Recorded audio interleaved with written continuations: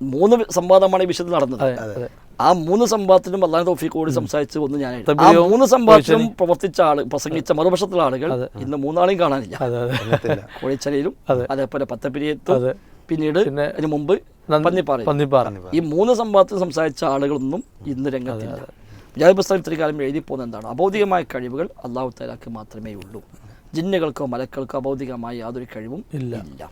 ഭൗതികം അഭൗതികം, ദൃശ്യം അദൃശ്യം എന്നീ പ്രയോഗങ്ങൾ മുജാഹിദുകൾക്കിടയിൽ കുറച്ചു കാലമായി ഇങ്ങനെ ചർച്ചയായിക്കൊണ്ടിരിക്കുന്നൊരു വിഷയമാണ്. എന്താണ് ഈ ചർച്ചയുടെ ഒരു പശ്ചാത്തലം? എന്താണ്? തീർച്ചയായിട്ടും നമ്മൾ അറിയേണ്ടുന്നൊരു ഭാഗമാണത്. നമ്മുടെ നാട്ടിൽ പ്രധാനമായും സമസ്ത വിഭാഗത്തിൽപ്പെട്ട ആളുകൾ അവരുടെ ഒരു അടിസ്ഥാന വാദം തന്നെ അള്ളാഹു അല്ലാത്തവരോട്, മരിച്ചുപോയ മഹാന്മാരോട് സഹായമർത്ഥിക്കാം, അവർ നമ്മെ അഭൗതികമായി സഹായിക്കും, ആ സഹായത്തേട്ടം ശിർക്കല്ല, അത് അള്ളാഹു നൽകിയ കഴിവ് കൊണ്ടാണ് അവർ സഹായിക്കുന്നത് എന്നാണല്ലോ സമസ്തയുടെ ഒരു വാദം.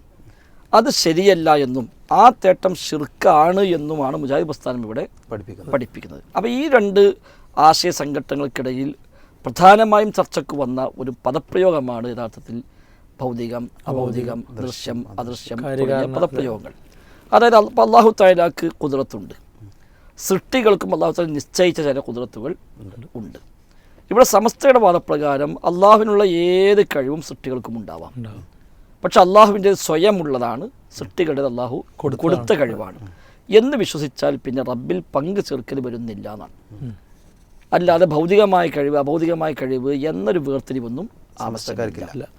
എന്നാൽ മുൻകാല പണ്ഡിതന്മാരുടെയൊക്കെ ഗ്രന്ഥങ്ങളിൽ പഠിപ്പിച്ചത് പ്രകാരം മുജാഹിദ് പ്രസ്ഥാനം സമൂഹത്തെ പഠിപ്പിച്ചത് അത് ശരിയല്ല. അള്ളാഹുവിൻ്റെ ഖുദ്റത്ത് അള്ളാഹുവിന് മാത്രം, അത് ഒരു സൃഷ്ടിക്കുമില്ല.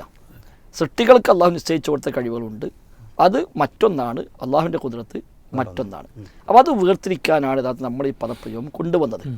അഭൗതികമായ കഴിവ് അഥവാ അള്ളാഹു നിശ്ചയിച്ച വ്യവസ്ഥകൾക്ക് അതീതമായ കഴിവ്, മറ്റൊരു ഭാഷയിൽ പറഞ്ഞാൽ കാര്യകാരണ ബന്ധങ്ങൾക്ക് അതീതമായ കഴിവ്, ആ കഴിവ് അള്ളാഹു തആലക്ക് മാത്രം. ഏത് സൃഷ്ടിക്കുമുള്ള കഴിവുകൾ അള്ളാഹു നിശ്ചയിച്ച വ്യവസ്ഥയുടെ അടിസ്ഥാനത്തിലുള്ള കഴിവുകൾ മാത്രം. അപ്പോൾ അതിനപ്പുറമുള്ള കഴിവ്, വ്യവസ്ഥകൾക്ക് അതീതമായ കഴിവ് സൃഷ്ടിക്ക് അള്ളാഹു കൊടുത്തുകൂടെ എന്ന് ചോദിച്ചാലോ അങ്ങനെ കൊടുക്കുകയില്ല. കൊടുത്തു എന്ന് വന്നാൽ അള്ളാഹുവിൻ്റെ ഖുദ്റത്ത് അള്ളാഹു മറ്റു സൃഷ്ടിക്ക് കൊടുത്തു എന്നാണ് അർത്ഥം. അഥവാ അള്ളാഹുവിൻ്റെ സിഫത്ത് അള്ളാഹു സ്വയം ഒരു പങ്കുകാരനെ സ്വീകരിച്ചു എന്ന് വരും. അതുകൊണ്ട് അള്ളാഹുവിൻ്റെ കേൾവി, അവൻ്റെ കാഴ്ച, അവൻ്റെ അറിവ്, അവൻ്റെ കഴിവ് ഇതെല്ലാം അള്ളാഹു തആലക്ക് മാത്രമേ ഉണ്ടാവൂ, ഒരു സൃഷ്ടിക്കുമില്ല. അപ്പം ഇത് സമസ്തക്കാരുമായി നമ്മൾ കാര്യമായി ആശയ സംഘടനമുള്ള ഒരു വിഷയമാണ്. അപ്പോൾ സമസ്തക്കളുടെ ആശയപ്രകാരം ഭൗതികമെന്നോ അഭൗതികമെന്നോ വ്യത്യാസമില്ലാതെ, കാര്യകാരണങ്ങൾക്ക് അപ്പുറമെന്നോ ഇപ്പുറമെന്നോ വ്യത്യാസമില്ലാതെ, അള്ളാഹു നിശ്ചയിച്ച വ്യവസ്ഥയുടെ ഉള്ളിലെന്നോ പുറത്ത് എന്നോ വ്യത്യാസമില്ലാതെ അള്ളാഹുവിനുള്ള ഏത് കഴിവും ഏത് സൃഷ്ടിക്കും ഉണ്ടാകാം, അത് അള്ളാഹു കൊടുത്ത കഴിവാണ് എന്ന് വിശ്വസിച്ചാൽ പിന്നെ ലോകത്തെ എവിടെ നിന്ന് വിളിച്ചാലും കാണും, ലോകത്തെ എവിടെ നിന്ന് വിളിച്ചാലും കേൾക്കും, ആ വിളിക്കെല്ലാം ഉത്തരം ചെയ്യും, അവരെവിടെയും പ്രത്യക്ഷപ്പെടും, അവരെങ്ങനെയും സഹായിക്കും എന്നൊക്കെ ഏതു മഹാനെക്കുറിച്ചോ അല്ലാത്തതിനെക്കുറിച്ചോ വിശ്വസിച്ചാലും അള്ളാഹുവിൽ പങ്കു ചേർക്കുക എന്നത് വരുന്നില്ല എന്നാണ് അവരെ വാദം. നമ്മൾ പറഞ്ഞാൽ അല്ലാതെ ശരിയല്ല. അള്ളാഹുവിൻ്റെ ഖുദ്റത്ത് എന്ന് പറഞ്ഞാൽ വ്യവസ്ഥകൾക്ക് അതീതമായ ഖുദ്റത്താണ്. മുൻകാല പണ്ഡിതന്മാരുടെ കിതാബിലൊക്കെ പ്രയോഗിച്ച പദപ്രയോഗം മാലാ യഖ്ദിറു അലൈഹി ഇല്ലല്ലാഹ്, അള്ളാഹുവിനല്ലാതെ കഴിയാത്ത കാര്യങ്ങൾ എന്നാണ്. അപ്പം മനുഷ്യർക്ക് കഴിയുന്ന കാര്യങ്ങൾ അള്ളാഹുവിന് മാത്രം കഴിയുന്ന കാര്യങ്ങൾ. മനുഷ്യർക്ക് കഴിയുക എന്ന് പറഞ്ഞാൽ അള്ളാഹു നിശ്ചയിച്ച വ്യവസ്ഥ പ്രകാരം കഴിയുക, അല്ലാതെ മനുഷ്യന് സ്വന്തമായി കഴിവില്ലല്ലോ. അള്ളാഹു നിശ്ചയിച്ച വ്യവസ്ഥ പ്രകാരം സൃഷ്ടികൾക്ക് കഴിയുന്ന കാര്യങ്ങൾ, എന്നാൽ ആ വ്യവസ്ഥകൾക്കൊന്നും ഉള്ളിൽ പെടാത്തതും അള്ളാഹ്ക്ക് മാത്രം കഴിയുന്നതുമായ കാര്യങ്ങൾ മാലാ യഖ്ദിറു അലൈഹി ഇല്ലല്ലാഹ്. ഇത് ഒരു സൃഷ്ടിക്ക് വകവെച്ചു കൊടുത്താൽ ഖുദ്റത്തിൽ അള്ളാഹുവിനോട് സൃഷ്ടിയെ തുല്യപ്പെടുത്തൽ വന്നു. ഇതാണ് യഥാർത്ഥത്തിൽ പ്രധാനമായും നമ്മളിവിടെ പഠിപ്പിച്ചത്. ഇത് പറയാൻ വേണ്ടി KM മൗലവി റഹിമഹുല്ലാഹ് മുതൽ ഓരോ കാലത്തുമുള്ള നമ്മുടെ മലയാളക്കരയിലെ ഇസ്ലാഹി നേതാക്കന്മാർ അവിടെ ഗ്രന്ഥങ്ങളിൽ വ്യാപകമായി ഉപയോഗിച്ച പദപ്രയോഗങ്ങളാണ് അഭൗതികമായ കഴിവുകൾ അള്ളാഹു തആലക്ക് മാത്രം. അവരുടെ സൃഷ്ടികളിൽ ആർക്കും ആ കഴിവില്ല. ആ കഴിവുണ്ട് എന്നൊരാൾ വിശ്വസിച്ചാൽ തന്നെ അവിടെ വിശ്വാസത്തിൽ ശിർക്ക് വന്നു. ആ ഒരു നിലക്ക് തേടിയാൽ ആ തേട്ടം അഭൗതികമായ തേട്ടമായി. ആ നിലക്ക് കാണുമെന്ന് വിശ്വസിച്ചാൽ അഭൗതികമായ കാഴ്ച വകവെച്ച് കൊടുക്കൽ വന്നു, ശിർക്ക് വന്നു. അഭൗതികമായി എൻ്റെ ശബ്ദം കേൾക്കുമെന്ന് വിശ്വസിച്ചാൽ ആ വിശ്വാസത്തിൽ കേൾവി എന്ന സിഫത്തിൽ അള്ളാഹുവിൽ പങ്കു ചേർക്ക് വന്നു, അത് ശിർക്ക് വന്നു. ഉദാഹരണമായി KM മൗലവി റഹിമഹുള്ളയുടെ അദ്ദുആഉ വൽ ഇബാദ എന്ന പുസ്തകം, ജംഇയ്യത്തുൽ ഉലമയാണ് ഈ പുസ്തകം പ്രസിദ്ധീകരിക്കുന്നത്. ഹിജ്റ 1365 ഏകദേശം ഒരു 80 കൊല്ലം മുമ്പ് ഇറങ്ങിയ ഏറ്റവും ആദ്യത്തെ പ്രസിദ്ധീകരണമാണ് ഇത്. ഇതിൽ കെ എം മൊയ്‌ദൂദ് റഹിമഹുല്ലാഹ് വ്യക്തമായി പറയുകയാണ്, ഒരു ഉപകാരം ചെയ്യുവാനോ ദോഷം വരുത്തുവാനോ ഉപകാരത്തെ തടയുവാനോ ദോഷത്തെ നീക്കുവാനോ ഉള്ള മറഞ്ഞതായ അധികാര ശക്തി അഥവാ ആദിയായ സബബുകൾക്കപ്പുറമുള്ള അധികാര ശക്തി. ആദിയായ സബബ് പറഞ്ഞാൽ സാധാരണ കാര്യകാല ബന്ധം. അപ്പുറമുള്ള അധികാര ശക്തി സൃഷ്ടാവിന് മാത്രമേ ഉള്ളൂ, സൃഷ്ടികൾക്ക് ആർക്കുമില്ല.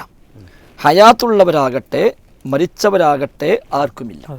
മലക്കുകൾക്കാകട്ടെ ജിന്നുകൾക്കാകട്ടെ അമ്പിയാക്കൾക്കാകട്ടെ ഔലിയാക്കൾക്കാകട്ടെ ഹയവാത്നാത്തിനാകട്ടെ ജമാദാത്തിനാകട്ടെ ആർക്കുമില്ല, ഒന്നിനുമില്ല. സൃഷ്ടാവിന് അപ്പം ജിന്നിനുമില്ല, മലക്കിനുമില്ല, ഒന്നിനുമില്ല. ഇങ്ങനെയുള്ള മറഞ്ഞ അധികാര ശക്തി ഏതൊരു വസ്തുവിൽ ഉണ്ടെന്ന് ഒരാൾ ധരിക്കുന്നുവോ അയാൾ ആ വസ്തുവിനെ തൻ്റെ ഇലാഹാക്കുകയാണ് ചെയ്യുന്നത്.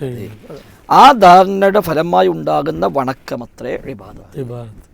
അപ്പോൾ ഇത് സമസ്തക്കാർക്ക് ഗണിക്കാൻ വേണ്ടി അന്ന് കെ എം മുഹമ്മദ് എഴുതിയതാണ്, അല്ല ജിന്നോട് തേടാൻ അനുമതിയാക്കാൻ വേണ്ടി എഴുതിയൊന്നുമല്ല. അപ്പോൾ ജിന്നാവട്ടെ മലക്കാവട്ടെ അമ്പിയാക്കളാവട്ടെ ഔലിയാക്കളാവട്ടെ മരിച്ചവരാകട്ടെ ജീവിച്ചിരിക്കുന്നവരാകട്ടെ ഒരു സൃഷ്ടിക്കും ആ കഴിവില്ല, അത് സൃഷ്ടാവിന് മാത്രമേ ഉള്ളൂ എന്ന് കെ എം മൊയ്‌ദൂദ് റഹിമഹുല്ലാഹ് അന്ന് എഴുതി വെച്ചു. കെ എം മൊയ്‌ദൂദ് മാത്രമല്ല, ഇത് പി കെ മൂസ മൗലവി റഹിമഹുല്ലാഹ് അമാനി മൗലവിയുടെ കൂടെ ഖുർആൻ പരിഭാഷയിലടക്കം പങ്കെടുത്ത മഹാപണ്ഡിതനാണല്ലോ. അദ്ദേഹം എഴുതിയ ഒരു പദപ്രയോഗം, അപ്പോൾ അഭൗതികമായ മാർഗങ്ങളിലൂടെ സൃഷ്ടികൾക്ക് ഗുണമോ ദോഷമോ വരുത്തി തീർക്കുവാൻ ആർക്കെങ്കിലും ഏതെങ്കിലും വിധേന സാധിക്കുമെന്ന് വിചാരിച്ചു കഴിഞ്ഞാൽ ആ വിചാരവും ആ വിശ്വാസവും പ്രവർത്തികളും തൗഹീദിനെതിരായി ഭവിക്കുന്നു, അല്ലെങ്കിൽ ശിർക്കായി തീരുന്നു. അപ്പോൾ അബോധികമായി എന്തെങ്കിലും ചെയ്യാൻ കഴിയുമെന്ന് വിശ്വസിച്ചാൽ തന്നെ ശിർക്ക് വന്നു എന്നാണ് നമ്മളന്ന് ഇവിടെ പഠിപ്പിച്ചത്. ഇത് തൗഹീദിലേക്ക് സുന്നത്തിലേക്ക് പിന്നെ 2002 നടന്ന എറണാകുളം സമ്മേളനത്തിൻ്റെ അത് മുജാഹിദുകൾക്ക് അറിയുന്ന സംഗതിയാണ്. അതിൻ്റെ 11ാമത്തെ പേജിൽ അള്ളാഹുവിൻ്റെ ഏതെങ്കിലും ഗുണവിശേഷങ്ങൾ സൃഷ്ടികൾക്കുണ്ടെന്ന് കരുതുന്നതും ശിർക്കായിത്തീരും. വളരെ വ്യക്തമാണ്. അതെ, കാരണം അള്ളാഹുവിനുമായി കാണുമെന്നോ കേൾക്കുമെന്നോ അറിയുമെന്നോ ഇടപെടുമെന്നോ സഹായിക്കുമെന്നോ ഒക്കെ വിശ്വസിച്ചാൽ തന്നെ ശിർക്ക് വന്നു. കാരണം ആ കഴിവ് അള്ളാഹ്ക്ക് മാത്രമേ ഉള്ളൂ. ഇനി ഇത് കുഞ്ഞീദ് മദനിയുടെ ഇസ്ലാമിൻ്റെ അടിത്തറ തൗഹീദ്. ഇപ്പൊ തുടക്കം നമ്മൾ തൊട്ട് പിറകെ പറഞ്ഞു. ഇനി അടുത്ത തലമുറ എന്ന നിലക്ക് കുഞ്ഞീദ് മദനി റഹ്മത്തുള്ളാഹിയുടെ ഇസ്ലാമിൻ്റെ അടിത്തറ തൗഹീദ്. ഇതിന് 18-19 പേജുകളിൽ എന്താണ് ഇബാദത്ത്, അതേപോലെ പ്രാർത്ഥന ഇബാദത്തും എന്നൊക്കെ ഉള്ളൊരു ചർച്ച അദ്ദേഹം കൊണ്ടുവരുന്നുണ്ട്. അവിടെ അദ്ദേഹം പറയുകയാണ്, എന്നാൽ എന്താണ് പ്രാർത്ഥന? അഭൗതികമായ മാർഗത്തിൽ ഒരു ഉപകാര ലബ്ധിയോ ദുരിതമോചനമോ നേടാനുള്ള മനസ്സിൻ്റെ തേട്ടമാണ് പ്രാർത്ഥന. ചുണ്ടുകൾ കൊണ്ട് ഉരുവിട്ടാലും ഇല്ലെങ്കിലും അത് പ്രാർത്ഥന തന്നെ. മറ്റൊരു വിധത്തിൽ പറഞ്ഞാൽ കാര്യകാരണ ബന്ധങ്ങൾക്കതീതമായി ഒരു സഹായം തേടാനുള്ള ആഗ്രഹമാണ് പ്രാർത്ഥന. അപ്പം അബോധികമായി അദ്ദേഹം തന്നെ കൊടുത്തത് വേണ്ടും പറയാം. ശൈലി ഒന്നുകൂടി മാറ്റി പറഞ്ഞാൽ മറഞ്ഞ വഴിക്ക് ഒരു ഉപകാരം നേടാനുള്ള ആഗ്രഹമാണ് പ്രാർത്ഥന എന്നും പറയാം. അദ്ദേഹം തന്നെ വീണ്ടും ഇതിന് 23ാമത്തെ പേജിൽ ഇതെല്ലാം പറഞ്ഞ ശേഷം അദ്ദേഹം കുറേ ഉദാഹരണങ്ങൾ പറഞ്ഞു. എന്നിട്ട് അദ്ദേഹം പറഞ്ഞു, ചുരുക്കത്തിൽ അഭൗതികമായ മാർഗത്തിൽ ഗുണവും ദോഷവും വരുത്താനുള്ള കഴിവ് ഒരു വ്യക്തിക്കോ ശക്തിക്കോ വസ്തുവിനോ ഉണ്ടെന്ന് വിശ്വസിച്ചുകൊണ്ട് ആ വ്യക്തിയുടെയോ ശക്തിയുടെയോ വസ്തുവിൻ്റെയോ നേരെ വെച്ച് പുലർത്തുന്ന താഴ്മ, വിധേയത്വം, ആദരവ്, സ്നേഹം, ബഹുമാനം, ഭയം, അവയവങ്ങളുടെ ചലനം എന്നിവയെല്ലാം ആരാധനയാണ്. അപ്പോൾ ആ ഒരു അർത്ഥത്തിൽ ഭയപ്പെട്ടാൽ അത് ആരാധനയാണ്, പ്രതീക്ഷ വെച്ചാൽ അത് ആരാധനയാണ്, സ്നേഹിച്ചാൽ ആ സ്നേഹം ആരാധനയാണ്. അമ്പിയാക്കളോ ഔലിയാക്കളൊക്കെ പിന്നെ ഇങ്ങനെ സഹായിക്കുന്നുള്ള വിശ്വാസത്തിനുള്ള മറുപടി പോയി കൊടുക്കുന്നത്. അതെ, എന്നിട്ട് പറയാം, അവയെല്ലാം പ്രാർത്ഥന ഉൾക്കൊള്ളുന്ന കർമ്മങ്ങളാണ്. എന്നാൽ ആ വിധത്തിലുള്ള കഴിവ് ലോകരക്ഷിതാവായ അള്ളാഹുവിന് മാത്രമേ ഉള്ളൂ. അവൻ്റെ സൃഷ്ടികളിൽ ഒരാൾക്കും ആ കഴിവില്ല. സൃഷ്ടികളിൽ ഒരാൾക്കും ആ കഴിവില്ല എന്ന് കുഞ്ഞീദ് മൗലവി റഹിമഹുല്ലാഹ് വ്യക്തമായി രേഖപ്പെടുത്തുന്നു. അപ്പോൾ ഇത് അന്ന് സമസ്തക്കാരുമായി ഈ വിഷയം പഠിപ്പിക്കുവാനാണ് നമ്മൾ ഈ വിഷയം ഇവിടെ കൊണ്ടുവന്നത്. എന്നാൽ മറുഭാഗത്ത് സമസ്തക്കാർ അന്നേ ശ്രമിച്ചത് അള്ളാഹുവിന് മാത്രമല്ല അഭൗതിക കഴിവ്, അള്ളാഹു അല്ലാത്തവർക്കും അഭൗതികമായ കഴിവുണ്ട് അത് നിങ്ങളുണ്ടാക്കിയ വിഭജനമാണ്. അബൗദിക കഴിവ് അള്ളാഹുവിന്, ഭൗതിക കഴിവ് സൃഷ്ടികൾക്ക് എന്ന് നിങ്ങളുണ്ടാക്കിയ വിഭജനമാണ്. യഥാർത്ഥത്തിൽ അള്ളാഹു തആല അല്ലാത്തവർക്കും അബൗദികമായ കഴിവുകളൊക്കെ ഉണ്ടാകും. അത് അള്ളാഹു നൽകുന്ന കഴിവാണ് എന്ന് സ്ഥാപിക്കാൻ അവർ ശ്രമിച്ചത്. അതിനവിടെ ഖുർആനിൽ നിന്ന് തെളിവ് കൊണ്ടുവരും, ഹദീസിൽ നിന്ന് തെളിവ് കൊണ്ടുവരും, ഇല്ലാത്ത വ്യാജമായ റിപ്പോർട്ടുകളടക്കം തെളിവായി അവർ കൊണ്ടുവരും. ഉദാഹരണമായി ഇപ്പോൾ ഖുർആനിൽ നിന്ന് തെളിവ് കൊണ്ടുവരാറുണ്ട്. നമുക്ക് വേണമെങ്കിൽ ഒരു ക്ലിപ്പിലേക്ക് പോകാം. മെലിക്കുത്ത് ഇസ്മായിൽ മുസ്ലിയാർ ആയത്തോതി പറയുന്നൊരു ഭാഗം. അഭൗതികമായ സഹായമാണ് അള്ളാഹു ചെയ്യുന്നത്. അഭൗതികമായ സഹായം അള്ളാഹു അല്ലാത്തവർ ചെയ്യുകയില്ല എന്ന് ഖുർആനിലില്ല. അങ്ങനെ ഖുർആനിൽ ഒരായത്തും തെളിയിക്കാൻ കഴിയൂല. നേരെ മറിച്ച് അഭൗതികമായ സഹായം അള്ളാഹു അല്ലാത്തവർ ചെയ്യും എന്ന് തന്നെയാണ് ഖുർആനിലുള്ളത്. ഒരു ചെറിയ ആയത്ത് മനസ്സിലാക്കിയാൽ മതി. വൽ മലായികത്തു ബഅദ ദാലിക ലഹീർ. അള്ളാഹുവിന്റെ സഹായത്തിന് പുറമെ മലക്കുകളും സഹായിക്കുമെന്ന് ഖുർആൻ വ്യക്തമായി പറഞ്ഞിട്ടുണ്ട്. മലക്കുകളുടെ സഹായം ഭൗതികമല്ല, അഭൗതികമാണ്. സാധാരണമല്ല, അസാധാരണമാണ്. കാര്യകാരണ ബന്ധങ്ങൾക്ക് അതീതമാണ്. ചുരുക്കത്തിൽ അഭൗതികമായ സഹായം അത് അള്ളാഹു മാത്രമേ ചെയ്യുകയുള്ളൂ, മറ്റ് അമ്പിയാക്കളോ മലക്കുകളോ ചെയ്യുകയില്ലെന്ന് ഖുർആനിൽ ഇല്ല. ഉണ്ടെന്ന് പറയുന്നത് ശുദ്ധ കളവാണ്. ആർക്കും തെളിയിക്കാനും സാധ്യമല്ല. ഇതാണ് അവരുടെ ഒരു ബേസ്. അപ്പോൾ അവർ ആയത്തോതി വൽ മലായികത്തു ബഅദ ദാലിക ലഹീർ, ആയത്തുണ്ടല്ലോ, സത്യമാണ്. മലക്കുകൾ സഹായിയാണ് എന്നാണ് അർത്ഥവും. അപ്പം നമ്മൾ പറഞ്ഞ ആയത്തുണ്ട്, ശരിയാണ്, മലക്കുകൾ സഹായിക്കും. ഈ സഹായം അഭൗതികമായ സഹായമല്ല. മലക്കുകൾക്ക് അള്ളാഹു നിശ്ചയിച്ച വ്യവസ്ഥ എന്താണോ ആ വ്യവസ്ഥ പ്രകാരം മാത്രമേ മലക്കുകൾ സഹായിക്കുകയുള്ളൂ. അതിനപ്പുറം സഹായിക്കാൻ, വ്യവസ്ഥകൾക്ക് അതീതമായി സഹായിക്കാൻ മലക്കുകൾക്കും കഴിയുകയില്ല. ഇവരെ വാദമോ? അല്ല, മലക്കുകൾ സഹായിക്കും. ആ സഹായം അഭൗതികമായ സഹായമാണ്. കാരണം മലക്കൾക്ക് അഭൗതികമായ കഴിവുണ്ട്, അത് അള്ളാഹു കൊടുത്ത കഴിവാണ്. അപ്പോൾ ഈ ആയത്തുതി അവർ തെളിവാക്കുമ്പോൾ അന്നും സുന്നി മുജാഹിദ് നമ്മൾ തർക്കം എന്താണ്? മലക്കുകൾ സഹായിക്കുമോ ഇല്ല എന്നുള്ളതല്ല. മലക്കുകൾ സഹായിക്കുമെന്ന് സമസ്തക്കാരും പറയുന്നു, മുജാഹിദുകളും പറയുന്നു. ആ സഹായം അഭൗതികമായ സഹായമാണ് എന്ന് സമസ്ത പറയുന്നു.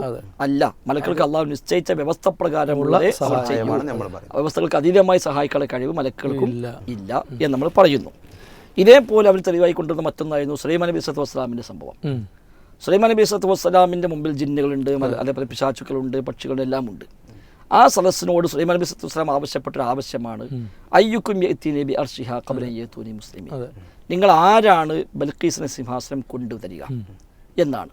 അപ്പോൾ സാധാരണ സമസ്ത ഉസ്താദുമാർ പറയും, കണ്ടോ, ഇതിപ്പോൾ അത്രയും ദൂരമുള്ള സിംഹാസനം കുറഞ്ഞ സമയം കൊണ്ട് എത്തിക്കാൻ ആവശ്യപ്പെട്ടതല്ലേ, ഇത് വ്യവസ്ഥകൾക്ക് അപ്പുറത്താണല്ലോ, അപ്പോൾ അഭൗതികമായ കഴിവ് ജിന്നുകൾക്കുണ്ടെന്ന് വന്നില്ലേ, അപ്പോൾ അല്ലെങ്കിൽ പിന്നെ നിങ്ങൾ എന്ത് പറയണം?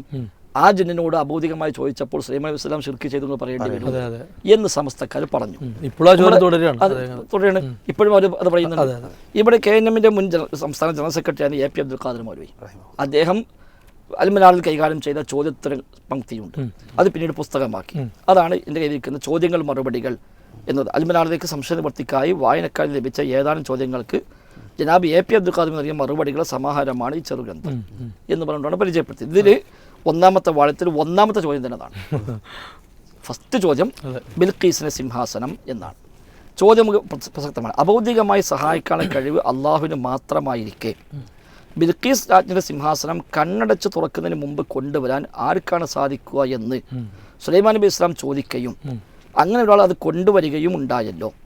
ഇവിടെ അഭൗതിക മാർഗത്തിൽ സുലൈമാൻ നബി ഇസ്ലാം ഒരാളുടെ സഹായം തേടുക വഴി അദ്ദേഹം ചെയ്ത് ശിർക്കാണോ? ഇതാണ് ചോദ്യം. അപ്പോൾ സമസ്തക്കട ബേസ് പ്രകാരം ആ ചോദ്യം പ്രസക്തമാണ്. അപ്പോൾ AP അബ്ദുൽ ഖാദർ മൗലവി വിശദമായ എല്ലാ ഭാഗങ്ങളും ആയത്തും ദിവസം വെച്ചു അദ്ദേഹം വിശദീകരിച്ചു. എന്ന് അദ്ദേഹം പറയാണ്, ഇവിടെ ഖാലിഫിത്തുൽ ജിന്ന് എന്ന ആയത്ത് കൊടുത്തു. ജിന്നിൽപ്പെട്ട രാക്ഷസൻ പറഞ്ഞു, അങ്ങ് സ്ഥാനം വിടുന്നതിന് മുമ്പ് അഥവാ ദർബാർ പിരിയുന്നതിന് മുമ്പ് ഞാനത് അങ്ങേക്ക് എത്തിക്കാം. തീർച്ചയായും ഞാനതിന് ശക്തനും വിശ്വസ്തനുമാണ്. എന്നിട്ട് AP അബ്ദുൽ ഖാദർ റഹിമഹുല്ലാഹ് കൊടുക്കുന്ന മറുപടി ഉണ്ടോ? ഈ മറുപടിയിൽ ജിന്നിന് അനുസൃതമായ ശക്തിയാണ് പ്രവൃത്തിക്ക് ആധാരമായി പറഞ്ഞിട്ടുള്ളത്, അഭൗതികതയുടെ പ്രശ്നമില്ല. ഈ മറുപടിയിൽ വളരെ വ്യക്തമാണ്. ജിന്നിന് അനുസൃതമായ ശക്തിയാണ് പ്രവൃത്തിക്ക് ആധാരമായി പറഞ്ഞിട്ടുള്ളത്, അഭൗതികതയുടെ പ്രശ്നമില്ല. അപ്പം ഇതൊരിക്കലും എന്തല്ല, അഭൗതികമല്ല. അഭൗതികമാണെങ്കിൽ എന്താണ്? കഴിവുകൾക്ക് അപ്പുറത്തുള്ളതാവണം. എന്നൊരു അവസാനം ലാസ്റ്റ് പറയാം, എന്തുണ്ട് ഇതിൽ ശിർക്ക്? പ്രാർത്ഥന അള്ളാഹു അല്ലാത്തവരോട് ആകുമ്പോഴാണല്ലോ ശിർക്കാവുക. അഭൗതികമായ മാർഗത്തിൽ കാര്യം സാധിച്ചു തരാനുള്ള ആവശ്യപ്പെടലാണ് പ്രാർത്ഥന. അത് അള്ളാഹുവിനോട് മാത്രമേ ഇവിടെ ഉണ്ടായിട്ടുള്ളൂ. അതുകൊണ്ട് ചോദ്യകർത്താവിൻ്റെ ആശങ്ക സ്ഥാനത്താകുന്നു. ശേഷം ബ്രാക്കറ്റ് ഈ പ്രശ്നം വ്യക്തമായി മനസ്സിലാക്കുവാൻ KP മുഹമ്മദ് മൗലവിയുടെ അത്തവസ്സുൽ എന്ന ഗ്രന്ഥം നോക്കുക. ഇത് അങ്ങോട്ടും കൂടി ഒരു ലിങ്ക് കൊടുക്കുകയും ചെയ്തു. അപ്പോൾ യഥാർത്ഥത്തിൽ സമസ്തക്കാർ കൊണ്ടുവന്നു സലീമായി അബൗദികമായ സഹായം തേടിയില്ലേ. നമ്മളെന്താ പറഞ്ഞത്? ജിന്നുകളെ സഹായം അദ്ദേഹം ഉപയോഗപ്പെടുത്തി. ആ സഹായം അബൗദികമായ സഹായമല്ല. അപ്പോൾ എങ്ങനെ സഹായിക്കും? അത് ജിന്നുകളുടെ ശക്തി എന്താണോ അതാണ് ഇവിടെ പറഞ്ഞത്. അബൗദിക പ്രശ്നമേ ഉദിക്കുന്നില്ല എന്ന് പറഞ്ഞത്.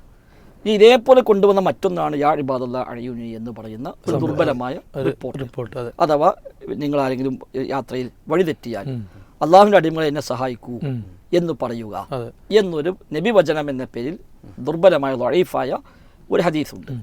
ഈ ഹദീസ് സമസ്തക്കാർ കൊണ്ടുവന്നു. അള്ളാഹുവിൻ്റെ അടിമകളെ സഹായിക്കുക എന്നല്ലേ പറഞ്ഞത്? അവിടെ ആരുമില്ലല്ലോ. അപ്പോൾ പിന്നെ സഹായിക്കുന്ന അടിമകൾ ആര്?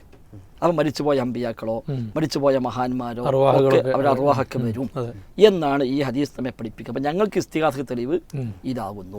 അപ്പോൾ അള്ളാഹു അല്ലാത്തവർ ഭൗതികമായി സഹായിക്കുമെന്ന് ഇതുകൊണ്ട് തെളിഞ്ഞു കിട്ടിയില്ലേ എന്നാണ് അവർ കൊണ്ടുവന്ന് ചോദിക്കുന്നത്.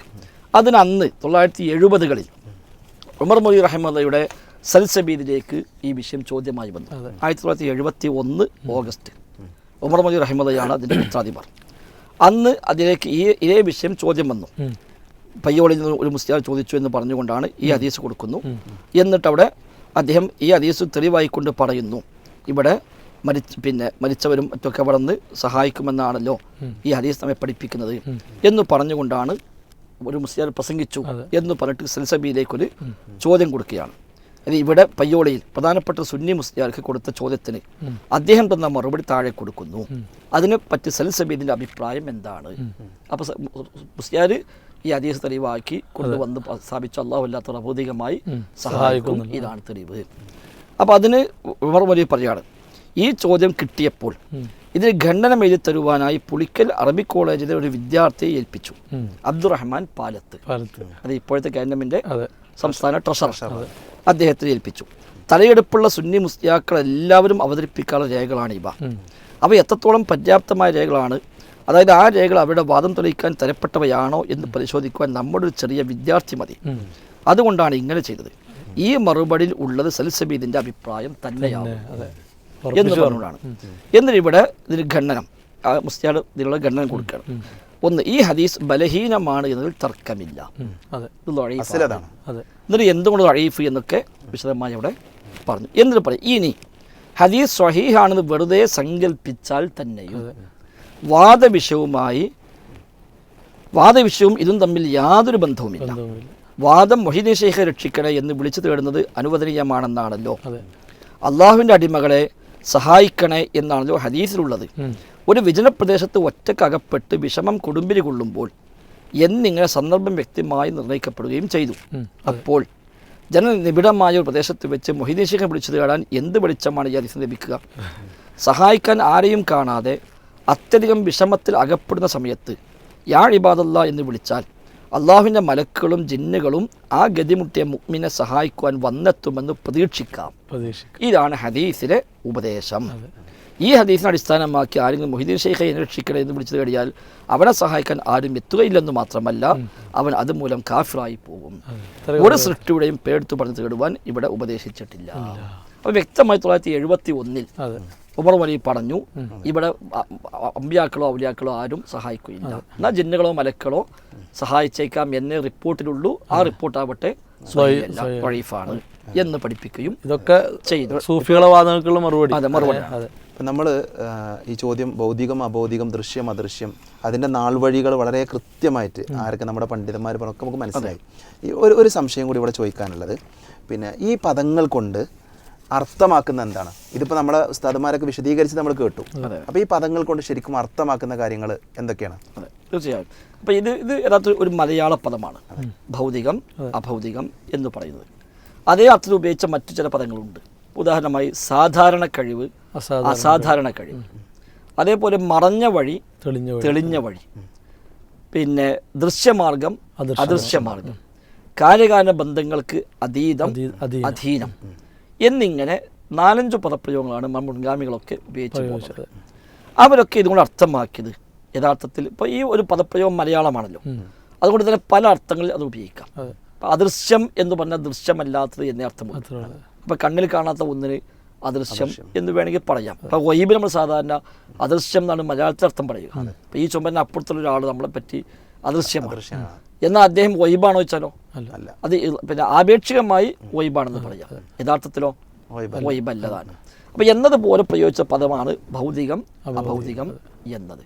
അപ്പോൾ അവിടെ ആപേക്ഷികമായുള്ള അർത്ഥങ്ങൾ ഉണ്ടാവാം. എന്നാൽ തൗഹീദ് ശിർക്ക് പറയുന്നിടത്ത് നമ്മുടെ മുൻഗാമികളൊക്കെ ഇത് ഉദ്ദേശിച്ചത് നമ്മൾ നേരത്തെ പറഞ്ഞ പോലെ കാര്യകാരണ ബന്ധങ്ങൾക്ക് അതീതമായത്, അഥവാ അള്ളാഹു നിശ്ചയിച്ച വ്യവസ്ഥകൾക്ക് അതീതമായത്. അപ്പം മനുഷ്യൻ അള്ളാഹുത്തിന് നിശ്ചയിച്ച വ്യവസ്ഥകളുണ്ട്, അതാണ് അവൻ്റെ ഭൗതികമായ കഴിവ്. അതിന് അതീതമായ കഴിവ് ആ മനുഷ്യനുണ്ട് വിശ്വസിച്ചാലോ? അള്ളാഹുവിൻ്റെ കഴിവ് മനുഷ്യന് വക വെച്ചു കൊടുക്കൽ വന്നു. ജിന്നുകൾക്കും മലക്കുകൾക്കും അള്ളാഹു നിശ്ചയിച്ച വ്യവസ്ഥകളുണ്ട്. ആ വ്യവസ്ഥ പ്രകാരമേ അവർക്ക് കഴിയുള്ളൂ. അതിനതീതമായി അവർക്ക് കാണാൻ കഴിയും, കേൾക്കാൻ കഴിയും, സഹായിക്കാൻ കഴിയും വിശ്വസിച്ചാലോ? അള്ളാഹുവിൻ്റെ കഴിവ് അവർക്ക് വക വെച്ചു കൊടുക്കൽ വന്നു. അഭൗതികമായി അതാണ് കെ എം മൊയ്യൂർ റഹ്മത്തുള്ളാഹി പറഞ്ഞ നേരത്തെ വായിച്ചല്ലോ, കെ എം മൊയ്യൂരുടെ ആ പ്രയോഗം കണ്ടോ. പിന്നെ ഒരു ഉപകാരം ചെയ്യുവാനോ ദോഷം വരുത്താനോ ഉപകാരത്തെ തടയുവാനോ ദോഷത്തെ നീക്കുവാനോ ഉള്ള മറഞ്ഞതായ അധികാരശക്തി, അഥവാ ആദിയായ സബബുകൾക്കപ്പുറമുള്ള അധികാരശക്തി. മറഞ്ഞ ശക്തി എന്നാണ് ഉദ്ദേശിച്ചത്, ആദിയായ സബബുകൾക്ക് അപ്പുറമുള്ള അധികാരശക്തി. അപ്പോൾ ആദിയായ സബബ് അതായത് സാധാരണ കാര്യകാരണ ബന്ധം എന്ന് പറയുന്ന അതാണ് കുഞ്ഞീത് മൗലവി പറഞ്ഞ ഈ പുസ്തകത്തിൽ നമ്മൾ വായിച്ചല്ലോ. ഇത് അദ്ദേഹം 3 പ്രയോഗങ്ങൾ അവിടെ അദ്ദേഹം കൊണ്ടുവന്നു. ഒന്ന് അദ്ദേഹം പറഞ്ഞത് അഭൗതികമായ വഴിക്കെന്നാണ്. മറ്റൊരു വിധത്തിൽ പറഞ്ഞാൽ കാര്യകാരണ ബന്ധങ്ങൾക്ക് അതീതമായി ഉണ്ടോ. ഒന്ന് അഭൗതിക മാർഗത്തിൽ അഥവാ കാര്യകാരണ ബന്ധങ്ങൾക്ക് അതീതമായി. ശൈലി ഒന്നുകൂടി മാറ്റി പറഞ്ഞാൽ മറഞ്ഞ വഴി. അപ്പം മറഞ്ഞ വഴിക്ക് ഒരാൾ നമ്മെ സഹായിക്കും എന്ന് വിശ്വസിച്ചാൽ എപ്പോഴാണ് ശിർക്ക് വരിക? നമ്മൾ കാണാത്ത വഴിക്ക് സഹായിച്ചാൽ ശിർക്കുമാകും എന്നൊരു വരില്ലല്ലോ. നമ്മൾ കാണാത്ത വഴിയിൽ നമ്മളെ സഹായിക്കും, നമ്മൾ അറിയാത്ത വഴി നമ്മളെ സഹായിക്കുമെന്ന് വിശ്വസിച്ചാൽ ശിർക്കാവോ? ഇല്ലല്ലോ. എന്നാൽ മറഞ്ഞ വഴിക്ക് എന്ന് പറഞ്ഞാൽ കാര്യകാരണ ബന്ധങ്ങൾക്ക് അതീതമായി അഥവാ അഭൗതികമായി ആ നിനക്ക് സഹായിക്കാൻ കഴിയുമെന്ന് വിശ്വസിച്ചാൽ തന്നെ ശിർക്ക് വന്നു. കാരണം അങ്ങനെ കഴിവ് അള്ളാഹുവിന്റെ വിശേഷണമാണ്. അപ്പോൾ സമസ്തക്കാരുടെ വാദം അള്ളാഹു ഇല്ലാത്തവർക്കും അങ്ങനെ സഹായിക്കാൻ കഴിയുന്നതാണ്. മുജാഹിദുകളുടെ വാദം ആ കാലത്ത് വ്യക്തമായി പറഞ്ഞത് അങ്ങനെ കഴിവ് അള്ളാഹുത്തലേക്ക് മാത്രമേ ഉള്ളൂ, ഒരു സൃഷ്ടികൾക്കും ഇല്ല എന്ന് വ്യക്തമായി ഇവിടെ പറയുന്നു. ആപേക്ഷിക അർത്ഥത്തിൽ പല അർത്ഥങ്ങളുണ്ടാവാം. ആപേക്ഷികമായി ജിന്ന അദൃശ്യമാണോ അഭൗതികമാണോ വെച്ചാൽ ജിന്നു മാത്രമല്ല ഇൻസ് വരെ ആപേക്ഷികമായി അദൃശ്യമാവും. അതിപ്പോൾ അപ്പുറത്തുള്ള മനുഷ്യൻ ആപേക്ഷികമായി നമുക്ക് അദൃശ്യം. ആ അർത്ഥം എന്ത് പറയാം? എന്നെ സംബന്ധിച്ച അഭൗതികമായ ആ മനുഷ്യൻ എന്ന് പറയാം. ഇപ്പോൾ കോഴിച്ചന വാദപ്രതിവാദം നടന്നു ഈ വിഷയത്തിൽ സന്ദർഭങ്ങൾ സൂചിപ്പിക്കാം. നമ്മൾക്കത് കാണാത്തവരൊക്കെ വീണ്ടും കാണേണ്ടുന്നൊരു സംവാദമാണ്. അപ്പോൾ ആ കോഴിച്ചൻ സംവാദത്തിൽ നമ്മൾ വാദം എഴുതിയതിന് അതായിരുന്നു, മനുഷ്യനെ സംബന്ധിച്ച് അദൃശ്യവും അഭൗതികവുമായ ജിന്നാണ്. കൃത്യമാണ്. മനുഷ്യനെ സംബന്ധിച്ച അദൃശ്യവും അഭൗതികമാണ്. ആ അദൃശ്യം അഭൗതികം എന്നത് തൗഹീദ് ശിർക്കിന്റെ പരിധിയിൽ വരുന്ന അദൃശ്യഭൗതികമല്ല. ചില ആൾക്കാർ പറഞ്ഞു നിങ്ങൾക്കത് പറയാൻ പേടിയാണ്. അല്ലെങ്കിൽ നമ്മൾ അന്നത് ഇന്നലെ പറയുന്നത് മാത്രമല്ല 3 സംവാദമാണ് ഈ വിഷയത്തിൽ നടന്നത്. ആ 3 സംവാദത്തിനും അല്ലാഹു തൗഫീഖ് കൂടി സംസാരിച്ച് ഒന്ന് ഞാനായിരുന്നു. ലൈവായിട്ട് രംഗത്തുണ്ട്. ആ 3 പുസ്തകമാക്കിയിട്ടുണ്ട്. 3 സംവാദത്തിലും പ്രവർത്തിച്ച ആള് പ്രസംഗിച്ച മറുപക്ഷത്തിലുള്ള ആളുകൾ ഇന്ന് 3 ആളെയും കാണാനില്ല. കോഴിച്ചലയിലും അതേപോലെ പത്തപ്പിരിയത്തും പിന്നീട് അതിന് മുമ്പ് പന്നിപ്പാറ. ഈ 3 സംവാദത്തിൽ സംസാരിച്ച ആളുകളൊന്നും ഇന്ന് രംഗത്തില്ല. മാത്രമല്ല കോഴിച്ച സംവാദത്തിലും പത്തപ്പിയ സംവാദത്തിലും മധ്യസ്ഥനായിരുന്ന ആളെപ്പോഴും നമ്മളിപ്പോൾ രംഗത്ത് കാണില്ല. നമ്മളൊക്കെ അൽഹംദുലില്ലാഹ് കൂടി ഇപ്പോഴും മരിക്കുന്ന വരെയൊക്കെ അള്ളാഹു തൗഫീഖ് മാറാവട്ടെ. അപ്പോൾ അവിടെ നമ്മളന്ന് വാദം എഴുതിയത് മനുഷ്യനെ സംബന്ധിച്ച് അദൃശ്യവും അഭൗതികവുമായതാണ്. ശരിയാണ്. കാരണം എന്താ, മനുഷ്യനെ കണ്ണിൽ കാണുന്നില്ല, മനുഷ്യന്റെ കാതുകൊണ്ട് നയിക്കുന്നത് കേൾക്കാൻ കഴിയില്ല. അപ്പം മനുഷ്യന്റെ പഞ്ചേന്ദ്രിയങ്ങൾക്ക് അപ്പുറത്താണ്. ആ അർത്ഥത്തിലാണ് നമ്മളവിടെ അദൃശ്യം അഭൗതികം എന്ന് പറഞ്ഞത്. അങ്ങനെ ഒരു കണ്ണിൽ കാണാത്ത ഒരാൾ സഹായിക്കുന്നത് വിശ്വസിച്ചാൽ ശിർക്കാവെന്ന് പറഞ്ഞാൽ കണ്ണിൽ കാണാത്ത മനുഷ്യൻ സഹായിക്കും വിശ്വസിച്ചാലും ശിർക്കാവെന്ന് പറയണ്ടേ? അപ്പൊ ശിർക്ക് തൗഹീദിലെ അദൃശ്യമോ അഭൗതികമോ അല്ല അവിടെ പഞ്ചേന്ദ്രിയങ്ങൾക്ക് അതീതമായ നമ്മുടെ കാഴ്ചകൾക്ക് അപ്പുറത്തുള്ള എന്ന അർത്ഥത്തിലാണ് ആപേക്ഷികമായി പറഞ്ഞ പ്രയോഗമാണ്. ഇപ്പം നേരത്തെ നമ്മൾ പറഞ്ഞ ഉമർ മൗലവിയുടെ സൽസബീൽ, അതേ ഉമർ മൗലവി എഴുതിയിട്ടുണ്ട്. ഉമർ മൗലവി പഞ്ചേന്ദ്രിയങ്ങൾക്ക് അതീതം എന്ന അർത്ഥത്തിൽ അദൃശ്യമായത് എന്ന അർത്ഥത്തിൽ ജിന്നിനെ പറ്റി എഴുതിയിട്ടുണ്ട്. അതേ ഉമർ മൗലവിയാണ് ഇവിടെ എന്ത് ചെയ്തത്? ഇവിടെ ജിന്നുകളോ മലക്കളോ സഹായിക്കാൻ വന്നെത്തുമെന്ന് പ്രതീക്ഷിക്കാം എന്ന് എഴുതിയത്. അപ്പൊ ഉമർ മൗലവി രണ്ടും രണ്ടായിട്ട് തന്നെയാണ് മനസ്സിലാക്കിയത് എന്നർത്ഥം. കെ എം മൊയ്യൂർ റഹിമത്തുള്ളാഹി നമ്മൾ വായിച്ചു, ജിന്നാവട്ടെ മലക്കാവട്ടെ അവർക്ക് ആർക്കും ആ കഴിവില്ല, എന്നാൽ അതേ ജിന്നുകൾ സാഹിറിനെ സഹായിക്കുമെന്നും സിഹിറിന് യാഥാർത്ഥ്യമുണ്ട് എന്നും എഴുതിയിട്ടുണ്ട്. അപ്പൊ അവർ രണ്ടായിട്ടാണ് പരിചയപ്പെടുത്തുക. നമുക്കതിൽ നിന്ന് മനസ്സിലാക്കാൻ കഴിയും. ഇപ്പോൾ കാര്യങ്ങൾ ഇത്ര വ്യക്തമാണ്, കാരണം നമുക്കെല്ലാവർക്കും പരിചയമുള്ള വളരെ കൃത്യമായിട്ട് നമുക്ക് മനസ്സിലാക്കാൻ പറ്റും. പക്ഷേ പിന്നെ ഇത്രയൊക്കെ വ്യക്തമായി നമ്മുടെ ഉസ്താദുമാർ, നമ്മുടെ പണ്ഡിതന്മാർ ഇതൊക്കെ എഴുതിയിട്ടും എന്തുകൊണ്ട് അങ്ങനെ ഒരു വിവാദം ഇപ്പം നമ്മുടെ ഇടയിൽ നമുക്കൊക്കെ വിഷമമുള്ളൊരു കാര്യമാണ് ഇത്തരം വിവാദങ്ങൾ ഉണ്ടായത്. എന്താണ് ഈ വിവാദത്തിൻ്റെ ഒരു പശ്ചാത്തലം? എന്താ? ഇതൊക്കെ നമ്മൾ സമസ്തക്കെതിരെയാണ് പറഞ്ഞത്. ഇത് ശരിക്കും പറഞ്ഞാൽ മുജാഹിദുകൾ അങ്ങോട്ടും ഇങ്ങോട്ടും പറഞ്ഞൊരു വിഷയമല്ല. സമസ്തക്കെതിരെ അവരെ തൗഹീദ് പഠിപ്പിക്കാൻ, ഷിർക്കിന് രക്ഷപ്പെടുത്താൻ വേണ്ടി നമ്മൾ ഈ പണിയൊക്കെ എടുത്ത് ഇതൊക്കെ എഴുതി പഠിപ്പിച്ചത്. പക്ഷെ നമ്മുടെ ഇടയിൽ വിവാദങ്ങളുണ്ടായി. അതിൻ്റെ പശ്ചാത്തലം എന്താണ്? തീർച്ചയായും അത് ഒരു തേട്ടം എപ്പോൾ പ്രാർത്ഥനയാവും ആവില്ല. ഇതാണ് നമ്മളും സമസ്ത തമ്മിലുള്ള തർക്കം. അവരെ വാദപ്രകാരം നേരത്തെ പറഞ്ഞു, അഭൗതികമായി സഹായിക്കുന്ന ആരെക്കുറിച്ചും വിശ്വസിക്കാം, ഒരു പ്രശ്നമില്ല. കാരണം അള്ളാഹു കൊടുത്ത കഴിവാന്ന് വിചാരിച്ചാലും മതി, മരണശേഷം കുറച്ചുകൂടി എന്ന് അവർ പറഞ്ഞു, അല്ല നമ്മളും പറഞ്ഞു. അപ്പൊ ആ രണ്ട് തേട്ടങ്ങൾ വേർതിരിക്കാനാണ് നമ്മളിവിടെ ഇതൊക്കെയും പ്രയോഗിച്ചിട്ടുള്ളത്. അപ്പൊ അവിടേക്ക് നമ്മൾ പറഞ്ഞ അർത്ഥം നമ്മൾ പറഞ്ഞു. ഇതിൽ നിന്ന് യഥാർത്ഥത്തിൽ പിന്നീട് ചില വ്യതിയാനങ്ങൾ സംഭവിച്ചു. അതാണ് വിവാദങ്ങളുടെ. ഇപ്പോൾ 2002 മുജാഹിദ് പ്രസ്ഥാനത്തിൽ ആദ്യമായി ഒരു പിളർപ്പുണ്ടാകുന്നത്. അന്ന് യഥാർത്ഥത്തിൽ ജിന്ന് ഒരു പരാമർശ വിഷയമല്ല. അന്ന് ജിന്നോ ഒന്നും വന്നിട്ടില്ല. അന്ന് മറ്റു പല വിഷയങ്ങളാണ്. അന്ന് തറാവീഹ് റക്അത്ത്, മനഹജ് അടക്കമുള്ള വിഷയങ്ങൾ വന്നു. അതുപോലെയുള്ള ചില വിഷയങ്ങളാണ്. അർത്ഥം മാറ്റിയത്, കുനൂത്ത്, സുബഹിയിലെ കുനൂത്തിനെ കുറിച്ച് പരാമർശങ്ങൾ വന്നത്, ഇതൊക്കെയാണ് അന്ന് ചർച്ചയിൽ വന്നത്. അന്ന് ജിന്നും ശൈത്താനും വിഷയമേ ആയിട്ടില്ല. കാരണം അന്ന് ഈ വിഷയത്തിൽ തർക്കമില്ല. എന്നാൽ പിന്നീട് അബ്ദുസ്സലാം സുല്ലമി റഹിമഹുല്ല അദ്ദേഹം ഈ വിഷയത്തിൽ ഒരു പുതിയ ഒരു നയവുമായി രംഗത്ത് വരികയാണ് ചെയ്തത്. അപ്പോൾ ഇത് 2007 അദ്ദേഹം സമസ്തക്കാരുടെ പ്രസിദ്ധീകരണമായ സെൻസിംഗ് മാസിക കൊടുത്തൊരു അഭിമുഖം, AP സുന്നികളുടെ മാസിക സെൻസിംഗ് മാസിക, ഇതിൽ അദ്ദേഹം ഒരു നല്ലൊരു ഇൻ്റർവ്യൂ അദ്ദേഹം കൊടുക്കുകയാണ്. ആ ഇൻ്റർവ്യൂവിൻ്റെ തുടക്കത്തിൽ തന്നെ മുജാഹിദ് ഭിന്നിപ്പ്, ജിന്ന്, പിശാച്ച്, സംവാദം, ഇജ്തിഹാദ് അബ്ദുസ്സലാം സുല്ലമിക്ക് പറയാനുള്ളത് എന്നാണ് ഹെഡിങ് തന്നെ. ഹെഡിങ് കുറച്ച് ഗൗരവമാണ്. അത് പിന്നെ ഉള്ളിൽ വരുന്നുണ്ട്. മൗലവി വിഭാഗം മുശ്രിക്കുകൾ എന്നാണ് പറഞ്ഞത്. മൗലവി വിഭാഗം ഉദ്ദേശിച്ചത് AP അബ്ദുൽ ഖാദർ മൗലവിയുടെ നേതൃത്വത്തിലുള്ള KNM, നമ്മളൊക്കെ അടങ്ങുന്ന അന്നത്തെ KNM, അവരെ കുറിച്ച് അദ്ദേഹം പൂർണ്ണമായും പറയുന്നത്. ഇത് അദ്ദേഹത്തോടുള്ള ഒരു ഇന്റർവ്യൂ ആണ്.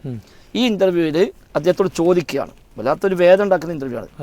ഇവിടെ ജിന്ന് പിശാച്ച് വിഷയത്തിൽ മടവൂര് മൗലവി വിഭാഗങ്ങൾ തമ്മിൽ ആദർശ ഭിന്നത ഒന്ന് വിവരിക്കാമോ? ഫസ്റ്റ് ചോദ്യം. മടവൂർ വിഭാഗം മറ്റത് AP അബ്ദുൽ ഖാദർ മൗലവിയുടെ വിഭാഗം. അന്ന് അങ്ങനെയാണ് പറഞ്ഞത്. അവർ തമ്മിലുള്ള ആദർശ വ്യത്യാസം വിവരിക്കാമോ? അതിന് അദ്ദേഹം ഒരുപാട് കാര്യങ്ങൾ അദ്ദേഹം ഏതാണ്ട് ഒരു 17-18 പോയിന്റ് അദ്ദേഹം അതിൽ പറയുന്നു. ഒക്കെ ജിന്നുമായി ബന്ധപ്പെട്ട വിഷയങ്ങളാണ് വന്നത്. അതിൽ ഇത്രയും പറഞ്ഞപ്പോൾ അദ്ദേഹത്തോട് ചോദിക്കുകയാണ്, 17ാമത്തെ പോയിന്റ് കണ്ടോ, സിഹ്ർ ചെയ്യുന്നവർ ആവശ്യപ്പെടുമ്പോൾ പിശാച് സഹായിക്കും എന്ന് മൗലവി വിഭാഗം വിശ്വസിക്കുന്നുണ്ട്. KNM പറയുന്നു. ഇസ്ലാഹി പ്രസ്ഥാനം പ്രചരിപ്പിക്കുന്ന തൗഹീദിന് എതിരാണിത് എന്നാണ് മടവൂർ വിഭാഗത്തിന്റെ വാദം. അദ്ദേഹം പറയാണ്, മനുഷ്യനെയും കൊണ്ട് ജിന്ന് പറക്കും എന്ന് മൗലവി വിഭാഗം KNM പറയുന്നു. ലോകത്തിന്റെ വ്യവസ്ഥ ഇത് മുഴുവൻ തകരും, തെളിവില്ലാത്ത വാദമാണ് എന്ന് ഞങ്ങളും പറയുന്നു. ഇതാണ് ഇത്രയുമായപ്പോൾ സെൻസിംഗാൻ ചോദിക്കുകയാണ്, ജിന്ന് സഹായിക്കുമെന്ന് വിശ്വസിച്ചാൽ ഷിർക്കാവാൻ കാരണം എന്താണ്? ജിന്ന് സഹായിക്കും വിശ്വസിച്ചാൽ തന്നെ ഷിർക്ക് വരും. ആ ചോദ്യത്തിലേക്കാണ് എത്തിക്കുന്നത്. അപ്പൊ അങ്ങനെ ഷിർക്കാവാൻ കാരണം എന്ത്? അതിന് അദ്ദേഹത്തിന് മറുപടി, ഇത് മുജാഹിദ് പ്രസ്ഥാനം പഠിപ്പിച്ച തൗഹീദിന് എതിരാണ്. ജിന്ന് സഹായിക്കും എന്നാൽ അഭൗതിക അദൃശ്യ മാർഗത്തിൽ അള്ളാഹു അല്ലാത്തവർ സഹായിക്കും എന്നർത്ഥം. ഈ സഹായം അള്ളാഹുവിന് മാത്രമേ ചോദിക്കാൻ പാടുള്ളൂ. അപ്പൊ ജിന്ന് സഹായിക്കുമെന്ന് വിശ്വസിച്ചാൽ തന്നെ ഷിർക്ക് വന്നു. കാരണം ജിന്ന് അഭൗതികമാണ്. അപ്പൊ അഭൗതികമായി സഹായിക്കുക അള്ളാഹ് മാത്രമേ ഉള്ളൂ. അപ്പൊ ജിന്ന് സഹായിക്കുന്നു വന്നാൽ അള്ളാഹു അല്ലാത്തവർ അഭൗതികമായി സഹായിക്കുമെന്നായി ഷിർക്കായി. അതുകൊണ്ടാണ് മൗലവി വിഭാഗം മുശ്രിക്ക്. ചോദ്യം, അദൃശ്യം കൊണ്ട് മുജാഹിദ് ഉദ്ദേശിക്കുന്നത് എന്ത്? നേരത്തെ പറഞ്ഞ അതൊക്കെ വായിച്ചോ. അദൃശ്യം കൊണ്ട് മുജാഹിദ് ഉദ്ദേശിക്കുന്നത് എന്ത്? പഞ്ചേന്ദ്രിയങ്ങൾക്ക് അപ്പുറത്തുള്ളത്. പുതിയ വാദം. പഞ്ചേന്ദ്രിയങ്ങൾക്ക് അപ്പുറത്തുള്ളത് എന്ന് കൊണ്ടുവന്നു. നമ്മുടെ പണ്ഡിതന്മാർ ആരും പറയാത്തൊരു പുതിയ വാദം. അപ്പൊ കണ്ണുകൊണ്ട് കാണാത്തത്, കാതുകൊണ്ട് കേൾക്കാത്തതൊക്കെ അഭൗതികമാണ്, അദൃശ്യമാണ്. അതാണ് എങ്ങനെ നേരത്തെ പറഞ്ഞു, ആപേക്ഷികമായി. എന്നാൽ നമ്മൾ കാണാത്ത വഴി ഒരാൾ നമ്മൾ സഹായിക്കും വിശ്വസിച്ചാൽ ഷിർക്കാവോ? ഇല്ല. ഇദ്ദേഹത്തിന്റെ വാദപ്രകാരം ഷിർക്കാണ്. അപ്പൊ അടുത്ത ചോദ്യം, മൗലവി വിഭാഗം മുസ്ലിക്കുകളാണോ? അത് KNM കുറിച്ച് അതെ, അവർ ഷിർക്കിലേക്കുള്ള വാദങ്ങളാണ് ഉന്നയിക്കുന്നത്. ഇതാണ് യഥാർത്ഥത്തിൽ ഈ പ്രശ്നത്തിന്റെ മർമ്മം. ഇവിടെയാണ് ഈ ജിന്ന് എന്ന വിഷയം ഇവിടെ ചർച്ച വരുന്നത്. എന്നാൽ അദ്ദേഹം ഒരു പുസ്തകം എഴുതി, തൗഹീദും നവയാഥാസ്ഥികളെ വ്യതിയാനവും എന്ന പേര്. ഈ ജിന്നൂരികള്, ജിന്നുവാദികള്, നവയാഥാസ്ഥിക ആരാ? KNM ആണ്. KNM ആണ്. പേരില്ല. അത് നമ്മളൊക്കെ അടങ്ങുന്നവരാണ്. നമ്മളെല്ലാവരും മുശ്രിക്കുകളാണ്. അവർ വാദിച്ചതാണ്. അതാണ് തൗഹീദും നവയാഥാസ്ഥികരുടെ വ്യതിയാനം എന്ന പുസ്തകം. ഇതിൽ അദ്ദേഹത്തിന്റെ ഫസ്റ്റ് അധ്യായം തന്നെ അദൃശ്യം അഭൗതികം വ്യതിയാനം, ഇതാണ് അദ്ദേഹത്തെ ഒന്നാമത്തെ ഹെഡിങ്. ഇത് അദ്ദേഹം അദൃശ്യവും അഭൗതികവുമായ മാർഗത്തിലൂടെ അള്ളാഹുവിന് മാത്രമേ നമ്മെ സഹായിക്കുവാൻ സാധിക്കുകയുള്ളൂ. അത് ശരിയാണ്, തർക്കമില്ലല്ലോ. ഈ വിശ്വാസം ഇസ്ലാം പ്രബോധനം ചെയ്ത ഏകദൈവ വിശ്വാസത്തിന്റെ പ്രധാന ഭാഗമാണ്. അതും നമുക്ക് തർക്കമില്ല. അടുത്ത വാക്കുണ്ടോ, മലക്കുകൾക്കും ജിന്നുകൾക്കും നമ്മെ സഹായിക്കുവാൻ സാധിക്കുമെന്ന് വല്ലവനും വിശ്വസിച്ചാൽ അവന്റെ വിശ്വാസത്തിൽ ശിർക്കും കുഫറും സംഭവിക്കുന്നു. മലക്കുകൾക്കും ജിന്നുകൾക്കും നമ്മെ സഹായിക്കുവാൻ സാധിക്കുമെന്ന് വല്ലവനും വിശ്വസിച്ചാൽ അവന്റെ വിശ്വാസത്തിൽ ശിർക്കും കുഫറും സംഭവിക്കുന്നു. അപ്പം മലക്കൾ സഹായിക്കുമെന്നോ ജിന്നുകൾ സഹായിക്കുമെന്നോ ഉപദ്രവിക്കുമെന്നോ ഒക്കെ വിശ്വസിച്ചാൽ തന്നെ ഷിർക്ക് വന്നു എന്നാണ് അദ്ദേഹം പുതിയ ഒരു ബേസ് കൊണ്ടുവന്നത്. ആ ബേസ് പ്രകാരം നോക്കുമ്പോൾ സിഹിറിന് യാഥാർത്ഥ്യമുണ്ട് പറയുന്ന കേനം ഷിർക്കിലാണ്. സാഹിറിനെ ശൈത്താൻ സഹായിക്കുന്ന വിശ്വസിച്ചാൽ ഷിർക്കിലാണ്. മാത്രം അതേ പുസ്തകത്തിൽ പറയുന്നുണ്ട് ബദലിൽ മലക്കൾ ഇറങ്ങി യുദ്ധം ചെയ്ത് വിശ്വാസികളെ സഹായിച്ചു എന്ന് അദ്ദേഹം നിഷേധിക്കുന്നുണ്ട്. അത് വിശ്വസിക്കാൻ പറ്റില്ല. കാരണം തന്നെ അവരെ സഹായിക്കുന്നത് വിശ്വസിച്ചാൽ ഷിർക്കായി മാറി. ഇതാണ് അദ്ദേഹം അന്ന് കൊണ്ടുവന്നത്.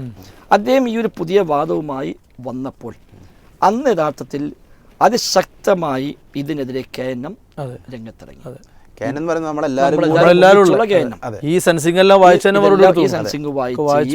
വായിച്ച് ഇതിനെതിരെ ശക്തമായിട്ടൊന്ന് കേനം രംഗത്തിറങ്ങി. എന്നു മാത്രമല്ല, അന്ന് നമ്മൾ വിചിന്തനത്തിൽ ഒരു നല്ല ലേഖനം തന്നെ, അതായത് ഇപ്പൊ അബ്ദുസ്സലാം സ്വലമി ഇത് എഴുതിയതോടുകൂടി സമസ്തക്കാർ രംഗത്തിറങ്ങി. സമസ്തക്കാർ പറഞ്ഞു, ഞങ്ങൾ പണ്ടേ പറഞ്ഞു അള്ളാഹു മാത്രമല്ല അമ്പിയാക്കളും ഔലിയാക്കളും ഒക്കെ അബോധിക കഴിവുണ്ട്. അന്ന് നിങ്ങൾ പറഞ്ഞു അബോധിക കഴിവ് അള്ളാഹ്ക്ക് മാത്രമേ ഉള്ളൂ. ഇപ്പോൾ നിങ്ങൾ ചിലർ പറഞ്ഞിരിക്കുന്നു ജിന്നും മലക്കുമൊക്കെ അബോധികമാണ്.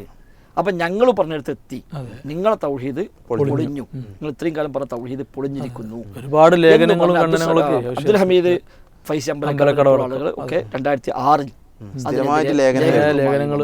ചന്ദ്രിക ലേഖനം വന്നു, ഇസ്ലാഹിൽ നമ്മൾ മറുപടികൾ പറഞ്ഞു.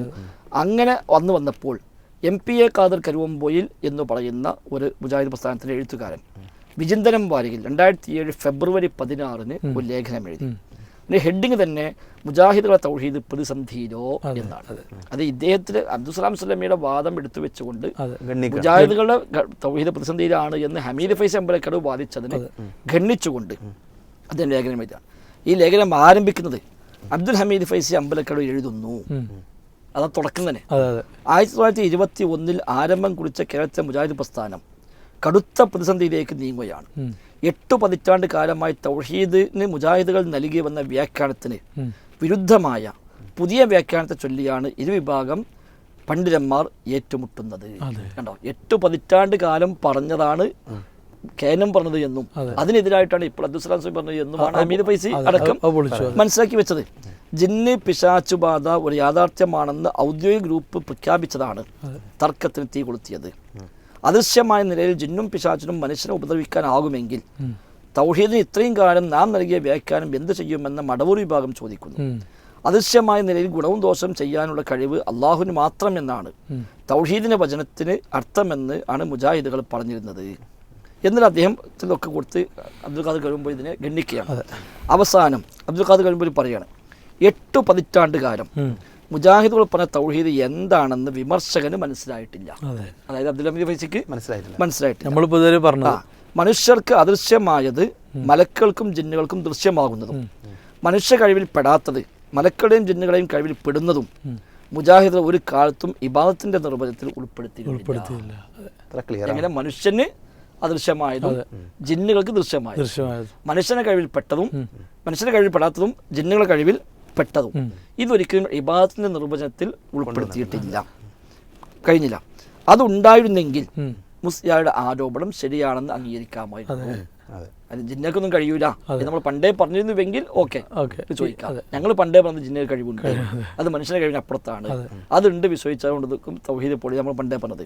എന്നിട്ട് പറയാം, മലക്കുകളുടെയും ജിന്നുകളുടെയും മറ്റെല്ലാ സൃഷ്ടികളുടെയും കഴിവിനപ്പുറമുള്ള കഴിവുകളും അറിവുകളുമാണ് മുജാഹിദുകൾ ഇബാദത്തിന്റെ നിർവചനത്തിൽ ഉൾപ്പെടുത്തിയത്.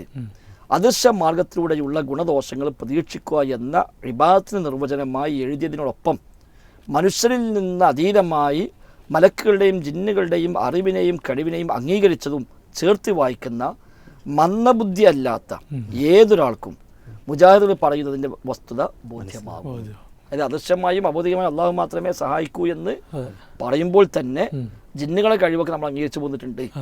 അത് അറിയുന്ന ഒരാൾക്ക് മനസ്സിലാവില്ല എന്നാണ്. അവസാനം അദ്ദേഹം പറയാം, ഈ വസ്തു മുജാഹിദുകൾ നേരത്തെ പുലർത്തിയതുമാണ്. ആ ഭാഗം കാണുക. ഈ ലോകത്ത് എല്ലാ കാര്യങ്ങളും അള്ളാഹു വ്യവസ്ഥപ്പെടുത്തിയിട്ടുള്ളത് കാര്യകാരണ ബന്ധങ്ങളുടെ അടിസ്ഥാനത്തിലാണ്. ആ വ്യവസ്ഥക്ക് അതീതമായ കഴിവുകൾ അള്ളാഹുവിൻ്റെ മാത്രം പ്രത്യേകതയാണ്.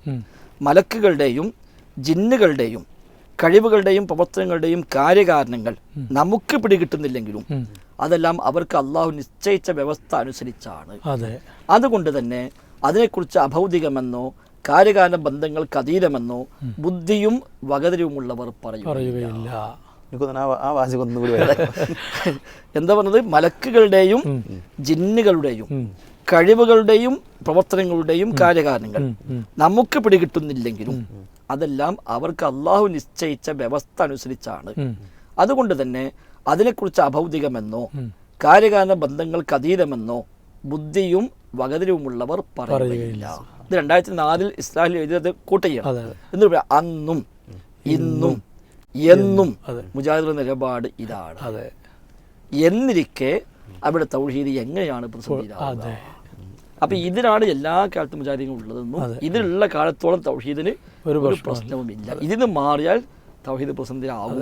2007 വിചിന്തനം 2007 ഫെബ്രുവരി 16 നമ്മളൊക്കെ കേന്ദ്രമാണ്. ശരിക്ക് സിഹർ ഫലിക്കുന്നു വിശ്വസിച്ചാൽ അത് ശിർക്കും കുഫ്റാന്ന് ഇപ്പോഴും വാദിക്കുന്നുണ്ടല്ലോ.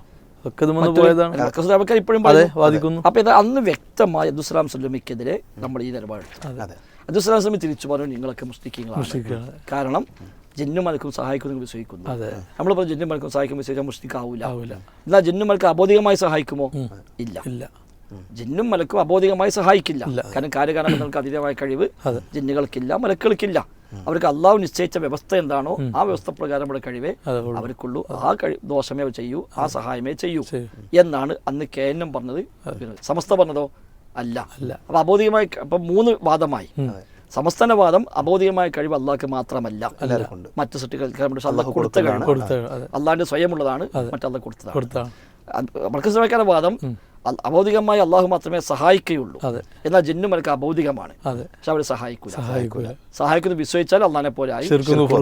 അന്ന് കേന്ദ്രം വാദിച്ചതോ അബൗദികമായ കഴിവ് അള്ളാഹ്ക്ക് മാത്രമേ അള്ളാഹു മാത്രമേ സഹായിക്കുള്ളൂ. ജിന്നും മലക്കും സഹായിക്കും, ദോഷം വരുത്തും, എന്നാൽ അത് അബൗദികമായ സഹായമല്ല. ഈ 3 വാദങ്ങളാണ് അന്നുണ്ടായിരുന്നത്. എവിടെ മാറ്റം സംഭവിച്ച പിന്നീട് അതിൽ നിന്ന് പിന്നെ നമ്മൾ 2012 ആകുമ്പോൾ ഇതിൽ വീണ്ടും ഒരു അട്ടിമറിയാണ് പിന്നെ നമ്മൾ കാണുന്നത്. ഇതൊക്കെ പറഞ്ഞു വന്ന നേരെ തലതിരിഞ്ഞിട്ട് 2012 എത്തിയപ്പോൾ അവർ വീണ്ടും അട്ടിമറിക്ക് നമ്മൾ കണ്ടത്. ഇത് 2013 വിചിന്തനം. ഇത് നമ്മൾ നേരത്തെ പറഞ്ഞ 2007 ഫെബ്രുവരി 16 വിചിന്തനം. 2013 ഫെബ്രുവരി ഇതിന്റെ വിചിന്തനത്തിൽ ഒരു ലേഖനം 2 ലക്കങ്ങൾ വന്നു. ജിന്ന് ഭൗതികമല്ല, അഭൗതികം തന്നെ. ജിന്ന് ഭൗതികമല്ല, അഭൗതികം തന്നെ. നേരത്തെ പറഞ്ഞ പദം എല്ലാവരും ശ്രദ്ധയിലുണ്ടാണ്. നേരത്തെ പറഞ്ഞ എന്താണ്? ബുദ്ധിയും വകതിരിവുമുള്ളവർ അഭൗതികമെന്ന് പറയില്ല. പറഞ്ഞാൽ തൗഹീദ് പൊളിയും. ജിന്നും മലക്കിലെയും കഴിവുകളും പ്രവർത്തനം അബോധികം എന്ന് പറഞ്ഞാൽ തൗഹീദ് പൊളിയും എന്നാണ് അന്ന് നമ്മളൊന്ന് ചെയ്തത്. പക്ഷെ അതേ വിചിന്തനം മറ്റൊരു ഫെബ്രുവരി, ഇത് 2007 ഫെബ്രുവരി, ഇത് 2013 ഫെബ്രുവരി. അന്ന് ഹെഡിങ് തന്നെ ജിന്ന് ഭൗതികമല്ല, അഭൗതികം തന്നെ. 1 ലക്കമല്ല 2 ലക്കം ആവർത്തിച്ച് യഥാർത്ഥത്തിൽ നമ്മളൊക്കെ ആകെ സ്തബ്ധരായി പോയി. അപ്പൊ സ്വാഭാവികം നമ്മൾ ചോദിച്ചു, അപ്പൊ തൗഹീദ് പ്രതിസന്ധിയിലാവൂലേ? ഈ പറഞ്ഞ പ്രകാരമാണെങ്കിൽ മർക്കസ് പറഞ്ഞതല്ലേ ശരി? ജിന്ന ഭൗതികമായ കഴിവുള്ള വിശ്വസിച്ചു കഴിഞ്ഞാൽ പിന്നെ ജിന്നെ സഹായിക്കുന്നു വിശ്വസിക്കാൻ പറ്റില്ല. ഇത് ശരിക്കും ഒരു വ്യക്തമായ നയമാറ്റം തന്നെയാണ്. ഇത് ശരിക്കും അവരെത്തിക്കുന്നത് ഭയങ്കര ഹദീസ് നിഷേധത്തിലേക്കൊക്കെ എത്തിക്കാനുള്ള ഒരുപാട് വഴികളില്ല. ഇതിപ്പോ ഈ ഉറപ്പിച്ചു പറഞ്ഞല്ലോ, ഈ ഉറപ്പിച്ച് പറഞ്ഞതിലും എന്തുണ്ട് ശരിക്കൊരു പിന്നെ പകരലുണ്ടത്. ഇപ്പം ഇത് 2014 അത്തൗഹീദാണ്, ജനുവരി ഫെബ്രുവരി. ഇതിലൊന്ന് വായിക്കാം. പിന്നെ ഇതിൻ്റെ 36-ാം പേജ് മർക്കസ് ദവക്കാട്. ശാസ്ത്രീയ നിരീക്ഷണ പരീക്ഷണങ്ങൾക്കും പഞ്ചേന്ദ്രിയങ്ങൾക്കും മനസ്സിലാവുന്ന വസ്തുക്കൾക്കും ശക്തികൾക്കുമാണ് ഭൗതികം എന്ന് പറഞ്ഞു വരുന്നത്. ആ രണ്ട് നിലയിലും ഉൾക്കൊള്ളാവുന്നവയല്ല ജിന്നുകൾ. അതിനാൽ ജിന്നുകൾ തീർത്തും അഭൗതികമാണ്. ഇത് 2014 തൊട്ട് ഫെബ്രുവരി 2013 എഴുതി അഭൗതികം തന്നെ. ഇവിടെ തീർത്തും അഭൗതികം. ഒരേ ആശയത്തിലേക്ക് പോവാണ്, ഒരേ ആശയത്തിലേക്കാണ് ഈ പോണത്. അപ്പൊ യഥാർത്ഥത്തിൽ സ്വാഭാവികമായും വീണ്ടും ജിന്നിവിടെ ചർച്ചയായി. അതല്ലാതെ ഒരിക്കലും ജിന്നിനെ വിളിച്ച് പ്രാർത്ഥിക്കാന്ന് ആരും പറഞ്ഞതോ അത് പറയുകയുമില്ല, പറഞ്ഞിട്ടില്ല, ഒരു മുജാഹിദും പറയുകയുമില്ല. അപ്പൊ ഇവിടെ യഥാർത്ഥത്തിൽ കേനം എന്ന് പറയുന്ന മഹാപ്രസ്ഥാനത്തെ മർക്കസ് ദഅവക്കാർ പറയുന്ന അതേ ആശയത്തിലേക്ക് വ്യക്തമായി മാറ്റി. രണ്ടു മതിയല്ലോ. 2007 പറഞ്ഞു ബുദ്ധിയും ഭഗതികൾ പറയുകയില്ല, 2013 പറഞ്ഞു ഭൗതികമല്ല, അഭൗതികം തന്നെ. ഈ വാദം അവർ പറയുന്നതിലൂടെ വലിയ അപകടത്തിലേക്ക് അവർ എത്തുന്നുണ്ട് അല്ലേ യഥാർത്ഥത്തിൽ? തീർച്ചയായും. കാരണം ഇതേ വാദം പറഞ്ഞപ്പോഴാണ് മർക്കസ് ദഅവ വിഭാഗത്തിന് പല ഹദീസുകളും തള്ളേണ്ടി വന്നത്. കാരണം സാഹിറിനെ സഹായിക്കുന്നത് പിശാച്ചാണ്. അല്ലാഹു ഖുർആനിൽ പറഞ്ഞു, വലാകിന ശയാത്തീന കഫറു യുഅല്ലിമുന നാസ സിഹ്റ. പിശാച്ചുകളാണ് സിഹർ പഠിപ്പിക്കുന്നത്, അവർ ഉപദ്രവം ഉണ്ടാക്കുന്നു എന്ന് പറഞ്ഞു. മർക്കസ് ദഅവക്കാർ പറഞ്ഞു അങ്ങനെ പിശാച്ച് ഇടപെടുകയില്ല, കാരണം പിശാച്ച് അബോധികാണ്. ഇടപെടുന്നു വന്നാലോ അബോധികമായി അല്ലാഹുല്ലാത്തവർ ഇടപെടുമെന്നായി മാറി, അപ്പോൾ അതുണ്ടാവുകയില്ല. സമസ്തക്കാർ പറഞ്ഞു പിശാച്ച് ഇടപെടും, പിശാച്ച് അബോധി കഴിവുള്ളവനാണ് എന്ന് പറഞ്ഞു. കേന്ദ്രമായ നമ്മളെന്ത് പറഞ്ഞു? സിഹറിന് യാഥാർത്ഥ്യമുണ്ട്, ഇടപെടുന്ന പിശാച്ചാണ്, എന്നാൽ പിശാച്ചിനും അബോധികമായി ഇടപെടാൻ കഴിയുകയില്ല. പിശാച്ചിന്റെ വ്യവസ്ഥ എന്താണോ അത് പ്രകാരം ചെയ്യുന്നിട്ട് അതിനപ്പുറത്തേക്ക് അവനും ചെയ്യാൻ കഴിയില്ല. ഇത് മാറിയതിലൂടെ സ്വാഭാവികമായിട്ടും വീണ്ടും പ്രതിസന്ധിക്ക് എത്തി. കാരണം നമ്മളന്ന് വിചിന്തനം എഴുതിയല്ലോ, ഈ വാദത്തിൽ നിന്ന് മാറിയാൽ തൗഹീദ് പ്രതിസന്ധിയിലാവും. അത് നമ്മൾ കണ്ടു. ഇപ്പൊ സ്വാഭാവികമായിട്ട് ഇപ്പൊ KNMന്റെ പുതിയ കണ്ടെത്തൽ പ്രകാരം സിഹറിന് യാഥാർത്ഥ്യമുണ്ട്, എന്നാൽ ഇടപെടുന്നത് പിശാച്ചല്ല. മർക്കസ് ദഅവക്കാർ പറഞ്ഞതാണ് സിഹറിന് യാഥാർത്ഥ്യമില്ല, അത് പിശാച്ച് ഇടപെടുന്നില്ല, യാഥാർത്ഥ്യമുണ്ട് വിശ്വസിച്ചാൽ തന്നെ മുശ്രിക്കായി. ഇപ്പൊ KNM പറയുന്നു സിഹറിന് യാഥാർത്ഥ്യമുണ്ട്, ഇടപെടുന്നത് ശൈത്താനല്ല. കാരണം എന്താ? ശൈത്താൻ അത് വന്നു കഴിഞ്ഞാൽ ഇത് പ്രകാരം ശൈത്താൻ അബോധികാണ്, അപ്പൊ അബോധികമായി അല്ലാഹുല്ലാത്തവർ സഹായിക്കുമെന്നായി. അപ്പൊ സിഹറിൽ ശൈത്താൻ ഇടപെടുന്നു വിശ്വസിച്ചാൽ തന്നെ ശിർക്ക് വരും. അപ്പൊ അടുത്ത സ്റ്റെപ്പിൽ സ്വാഭാവികമായിട്ട് എന്ത് പറയേണ്ടി വരും? ജിന്നുമായി ബന്ധപ്പെട്ട എല്ലാ ഇടപെടലുകളെയും നിഷേധിക്കേണ്ടി വരും. മലക്കുകളുടെ സഹായങ്ങൾ അത് നിഷേധിക്കേണ്ടി വരും. കാരണം വന്നാൽ അബോധികമായി അള്ളാഹ്, അല്ലെങ്കിൽ പിന്നെ സമസ്തക്കാർ പറഞ്ഞ പോലെ അബോധികമായി അല്ലാഹുല്ലാത്തവരും സഹായിക്കും എന്ന് പറയേണ്ടി വരും. ശരിക്കും അന്ന് ഇത്തരം കാര്യങ്ങളെ അവർ പരിഹസിച്ച പോലെ ഇന്നിപ്പോ ആ ഒരു പരിഹാസ സ്വഭാവത്തേക്ക് എത്തുകയാണ്. സിഹറുമായി ബന്ധപ്പെട്ട് പിന്നെ ഇസ്ലാം പഠിപ്പിച്ച മന്ത്രവുമായി ബന്ധപ്പെട്ട ഹദീസുകളൊക്കെ പരിഹസിക്കുന്ന അവസ്ഥയ്ക്ക് എത്തുകയാണ്. മാത്രമല്ല ഇപ്പൊ അബ്ദുസ്സലാം സ്വലമി പറഞ്ഞ പഞ്ചേന്ദ്രിയങ്ങൾക്ക് അതീതമായതാണ് അദൃശ്യം അഭൗതികം എന്ന് നമ്മൾ നേരത്തെ വായിച്ചത് സെൻസിംഗ് വാസിക. അതേ വാദം ഇപ്പൊ ചില KNM പ്രഭാഷകന്മാർ ഈ ദിവസങ്ങളിൽ കേൾക്കേണ്ടതായി. അഭൗതികം എന്ന് പറഞ്ഞാൽ പഞ്ചേന്ദ്രിയങ്ങൾക്ക് അപ്പുറത്തുള്ളതാണ് എന്ന് അബ്ദുസ്സലാം സ്വലമി എന്താണോ പറഞ്ഞത്, ആ തൗഹീദിൽ എന്താണോ പറഞ്ഞത്, അതേ പദപ്രയോഗം ഇപ്പോൾ ചില അർഹതപ്പെട്ട ആളുകളിൽ നിന്ന് ഈ ദിവസങ്ങളിൽ കേൾക്കാൻ ഇടയാവുകയും. അഥവാ മർക്കസ് ദഅവ വിഭാഗം പ്രവർത്തിച്ചു തുടങ്ങിയപ്പോൾ അവർ ഉന്നയിച്ച ആരോപണങ്ങൾ അത് ഇന്ന് ഇവർ ഏറ്റെടുക്കുന്നു, എന്നിട്ട് നമുക്കെതിരെ പറഞ്ഞുകൊണ്ടിരിക്കും. അതുകൊണ്ടാണ് യഥാർത്ഥത്തിൽ അവരുമായി ഐക്യപ്പെടാൻ വഴിയൊരുങ്ങിയത്. ഐക്യ ചർച്ച 2008-2009 കാലം മുതലേ തുടങ്ങിയിട്ടുണ്ട്. 2010 സജീവമായി, 2011 സജീവമായി, 2012 ഏകദേശം ഐക്യത്തെ വക്കിലേക്ക് എത്തി. അത് പിന്നെയും പലരും ചോദ്യം ചെയ്തപ്പോൾ അത് വേണ്ടെന്ന് വെച്ചു. പിന്നീട് നമ്മളൊക്കെ പുറത്തായി വന്നപ്പോൾ സ്വാഭാവികമായിട്ടും ഐക്യത്തെ കുറച്ചുകൂടെ എളുപ്പമായി. അതുപോലെ നമ്മൾ ഈ വിഷയങ്ങളൊക്കെ നമ്മൾ പഠിപ്പിച്ചത് തൗഹീദ് പഠിപ്പിക്കാനാണ്, അല്ല ജിന്നിനെ വിളിക്കാനോ അവരുടെ സഹായം ഒന്നിനല്ല നമ്മളിത് പഠിപ്പിക്കുന്നത്. അപ്പോൾ ഈ വിഷയങ്ങൾ പഠിപ്പിക്കുന്നതിനിടയിലാണ് ഈ വസീലത്തു ഷിർക്ക് എന്ത് ചെയ്യുന്നത് കടന്നു വരുന്നത്. ഇത് ഫൈസൽ മോരി ഉണ്ടാക്കിയൊരു പുതിയ സിദ്ധാന്തമാണെന്നൊക്കെയാണ് ചില ആളുകളൊക്കെ പറയാറുള്ളത്. അപ്പോൾ നമ്മൾ ഈ പ്രോഗ്രാം കുറേ ആളുകൾ വീക്ഷിച്ചുകൊണ്ടിരിക്കുന്നത്, ഇൻഷാ അല്ലാഹ് നാളെ ഇത് കുറേ ആൾക്കാർ കേൾക്കുകയും ചെയ്യും. അപ്പോൾ ആ ഒരു മേഖല കൂടെ നമ്മളൊന്ന് വിശദീകരിച്ച് പോകേണ്ടതുണ്ട്. ഇപ്പോൾ ഉണ്ടാക്കി നിൽക്കുന്ന ഒരു പുകമറയാണത്. വസീലത്തു ഷിർക്ക് എന്നുള്ളത് ഇപ്പോൾ പറയാൻ ധൈര്യമുണ്ടോ? കോഴിച്ച സംഭവത്തിന്റെ ആ വാദം ഇപ്പോഴും ഞങ്ങളെ വാദമാണെന്ന് പ്രഖ്യാപിക്കാൻ ധൈര്യമുണ്ടോ? അപ്പൊ അവരെ വിചാരം നമ്മളൊക്കെ എന്തോ അന്ന് പുതിയ വാദം ഉണ്ടാക്കി ഇപ്പൊ അതൊക്കെ മെല്ലെ ഒഴിവാക്കിയതാണ്. ഈ 2007 ഫെബ്രുവരിയുള്ള വിചിന്ത ഉള്ള കാലത്തോളം നമ്മളെ സംബന്ധിച്ച് അതിൽ ഒരു ആശങ്കയില്ല. അതേ വാദം ഇന്നും ഇൻഷാ അല്ലാഹ് എന്നും പറയുകയും ചെയ്യും. ഇതിലൊരു പ്രശ്നമില്ല. യഥാർത്ഥത്തിൽ വസീലത്തു ഷിർക്ക് എന്ന് പറഞ്ഞാൽ ഷിർക്കിലേക്കുള്ള വഴി എന്നാണ്. ഷിർക്കിലേക്കുള്ള വഴി, അതിനാണ് മലയാളത്തിൽ ഷിർക്കിലേക്കുള്ള വഴി എന്ന് പറയാം, അറബിയിൽ വസീലത്തു ഷിർക്ക്. ഈ നേരത്തെ നമ്മൾ വായിച്ച സെൻസിങ് ഉണ്ടല്ലോ, ഇതിലിപ്പോൾ നമ്മൾ നേരത്തെ വായിച്ചപ്പോൾ ഒരു ചോദ്യം ശ്രദ്ധിച്ചോന്ന് അറിയില്ല. അബ്ദുസ്സലാം സ്വലമിയോട് ചോദ്യം, മൗലവി വിഭാഗം മുസ്ലിക്കുകളാണോ എന്നാണ് ചോദിച്ചത്. അതിന് അദ്ദേഹം കൊടുത്ത മറുപടി എന്താണ്? അവർ ഷിർക്കിലേക്കുള്ള വാദങ്ങളാണ്. ഷിർക്കിലേക്കുള്ള വസീല എന്ന് പറഞ്ഞാൽ അതേ ഉള്ളൂ, ഒന്നിലേക്കുള്ള മാർഗം. ഇപ്പോൾ വ്യഭിചാരത്തിലേക്കുള്ള വസീല എന്ന് പറഞ്ഞ അതിനുള്ള വഴികൾ ഉണ്ടാക്കുക, അന്യായമായ നോട്ടങ്ങൾ, അന്യായമായ സ്പർശനങ്ങൾ, സംസാരങ്ങൾ, അതൊക്കെ എന്താണ് സിനയിലേക്കുള്ള ഒരു വസീലയാണ്. ഏത് കാര്യത്തും വസീല ഉണ്ടാവും. ഇപ്പോൾ ഒരു വീടുണ്ടെങ്കിൽ ആ വീട്ടിലേക്ക് വഴിയുണ്ട്, ഒരു നിസ്കാരമുണ്ടോ അതിനുള്ള വഴിയുണ്ട്, ഷിർക്കുണ്ടോ ഷിർക്കിലേക്കുള്ള വഴിയുണ്ട്. അപ്പം ഷിർക്കിലേക്ക് എത്തിക്കാവുന്ന ഏത് കാര്യത്തിനുമാണ് വസീല എന്ന് പറയുക. എന്ന് പറഞ്ഞാൽ ലോകത്ത് ആദ്യം ഉണ്ടായത് ഷിർക്കല്ല, ആദ്യം ഉണ്ടായത് വസീലത്തു ഷിർക്കാണ്. ഇപ്പം നൂഹ് നബി സ്വല്ലല്ലാഹു അലൈഹി വസല്ലമിൻ്റെ കാലത്താണല്ലോ ലോകത്ത് ഷിർക്കുണ്ടായത്. ആ ചരിത്രം ഇബ്നു അബ്ബാസ് വിശദീകരിക്കുന്നുണ്ട്. നൂഹ് നബിയുടെ സമുദായത്തിൽപ്പെട്ട 5 മഹാന്മാർ, ഈ 5 മഹാന്മാരും മരിച്ചപ്പോൾ ആളുകൾ ദുഃഖിക്കുകയും ആ മഹാന്മാരുടെ രൂപമുണ്ടാക്കി വെക്കുകയും ചെയ്തു. ഫലം തുഅബദ്, അന്ന് ആരാധിച്ചിട്ടില്ല. പക്ഷെ ആ രൂപമുണ്ടാക്കി വെച്ചത് തലമുറകൾ മാറിയപ്പോൾ അവർ ആരാധിക്കുന്നതിലേക്ക് എത്തിച്ചു. അപ്പം അന്ന് രൂപമുണ്ടാക്കിയത് ഷിർക്കിലേക്കുള്ള വഴിയായി മാറി. തലമുറ മാറിയപ്പോൾ അവർ അപ്പോൾ ഷിർക്കിലേക്കുള്ള വഴി വസീലയാണ് ആദ്യം ഉണ്ടായത്. പിന്നെയാണ് ഒരു വഴിയിലൂടെ പോയിട്ടാണ് അങ്ങോട്ട് എത്തുക. എങ്ങോട്ടെത്തണമെങ്കിലും ആ വഴിയിലൂടെ പോകണം. ഇപ്പം ഇബ്നു ഖയ്യിം റഹിമഹുല്ല പല വിഷയങ്ങളും പറയുമ്പോൾ പ്രയോഗിച്ച പ്രയോഗമാണ് വസീലത്തു ഷിർക്ക്. ഉദാഹരണമായി നബി തങ്ങൾ പറഞ്ഞു, കുന്തു നഹയ്തുക്കും അൻ സിയാറത്തുൽ ഖുബൂർ, ഖബർ സിയാറത്ത് പാടില്ല എന്ന് ഞാൻ മുമ്പ് പറഞ്ഞിരുന്നു എന്ന ഹദീസിൽ കാണാം. അപ്പം എന്തുകൊണ്ടാണ് ഖബർ സിയാറത്ത് പാടില്ല എന്ന് പറഞ്ഞു? ഇബ്നു ഖയ്യിം റഹിമഹുല്ല പറഞ്ഞു, അന്ന് ഖബർ സിയാറത്ത് ഷിർക്കിലേക്കുള്ള വസീലയാണ്. കാരണം അവരൊക്കെ ഇസ്ലാമിലേക്ക് വന്നിട്ടേ ഉള്ളൂ. അതിന് മുമ്പ് ഖബറിങ്ങിൽ പോയി ഖബറാളിയോട് തേടിയ ഖബറാളി ആരാധിച്ച സമൂഹമാണ്. അപ്പോൾ അവർ ഖബറിങ്ങിലേക്ക് പോയാൽ ഖബറാളിയോട് തേടാനും ഖബറാളി ആരാധിക്കാനും സാധ്യത. അതുകൊണ്ട് അന്ന് നബി തങ്ങൾ പറഞ്ഞു ഖബർ സിയാറത്ത് പാടില്ല. രൂപമുണ്ടാക്കിയ ഫോട്ടോ അല്ലെങ്കിൽ പ്രതിമയുണ്ടാക്കിയ പാടില്ല എന്ന് പഠിപ്പിച്ചല്ലോ. എന്താണ് കാരണം? അത് ആരാധിക്കപ്പെടും, ഷിർക്കിലേക്കുള്ളൊരു വസീലയാണ്. അപ്പോൾ എന്നതുപോലെയാണ് അത് ജിന്ന് വിഷയത്തിലും ഉള്ളത്. ജിന്നുകൾക്ക് അബോധികമായ കഴിവില്ല, അദൃശ്യമായ കഴിവില്ല. ജിന്നുകൾക്ക് അള്ളാഹു നിശ്ചയിച്ച വ്യവസ്ഥ എന്താണോ അതുപ്രകാരം അവർ പ്രവർത്തിക്കുന്നു. അതിനധീനമായി അദൃശ്യമായ കഴിവുണ്ട്, അബോധികമായ കഴിവുണ്ട് വിശ്വസിച്ചാൽ തന്നെ ഷിർക്ക് വരും. അപ്പോൾ ഈ അദൃശ്യമോ അബോധികമായ കഴിവുകളൊന്നും വകവെച്ച് കൊടുക്കാതെ തന്നെ ജിന്നുകളുമായി വല്ല ഇടപാടും നടത്തിയാൽ അതുപോലും ഇന്നല്ലെങ്കിൽ നാളെ ഷിർക്കിലെത്തും. അതുകൊണ്ട് ഒരു ബന്ധവും പാടില്ല എന്ന് പഠിപ്പിക്കാൻ അതാണ് നമ്മളിത് പറഞ്ഞത്. ജിന്നുമായി ഇബാദത്ത് മാത്രമല്ല, ദുആ മാത്രമല്ല, പ്രാർത്ഥന മാത്രമല്ല, ഒരു ബന്ധവും പാടില്ല. മുസ്ലിം ജിന്നാവട്ടെ അല്ലാത്ത ജിന്നാവട്ടെ ഒരു ബന്ധവും പാടില്ല.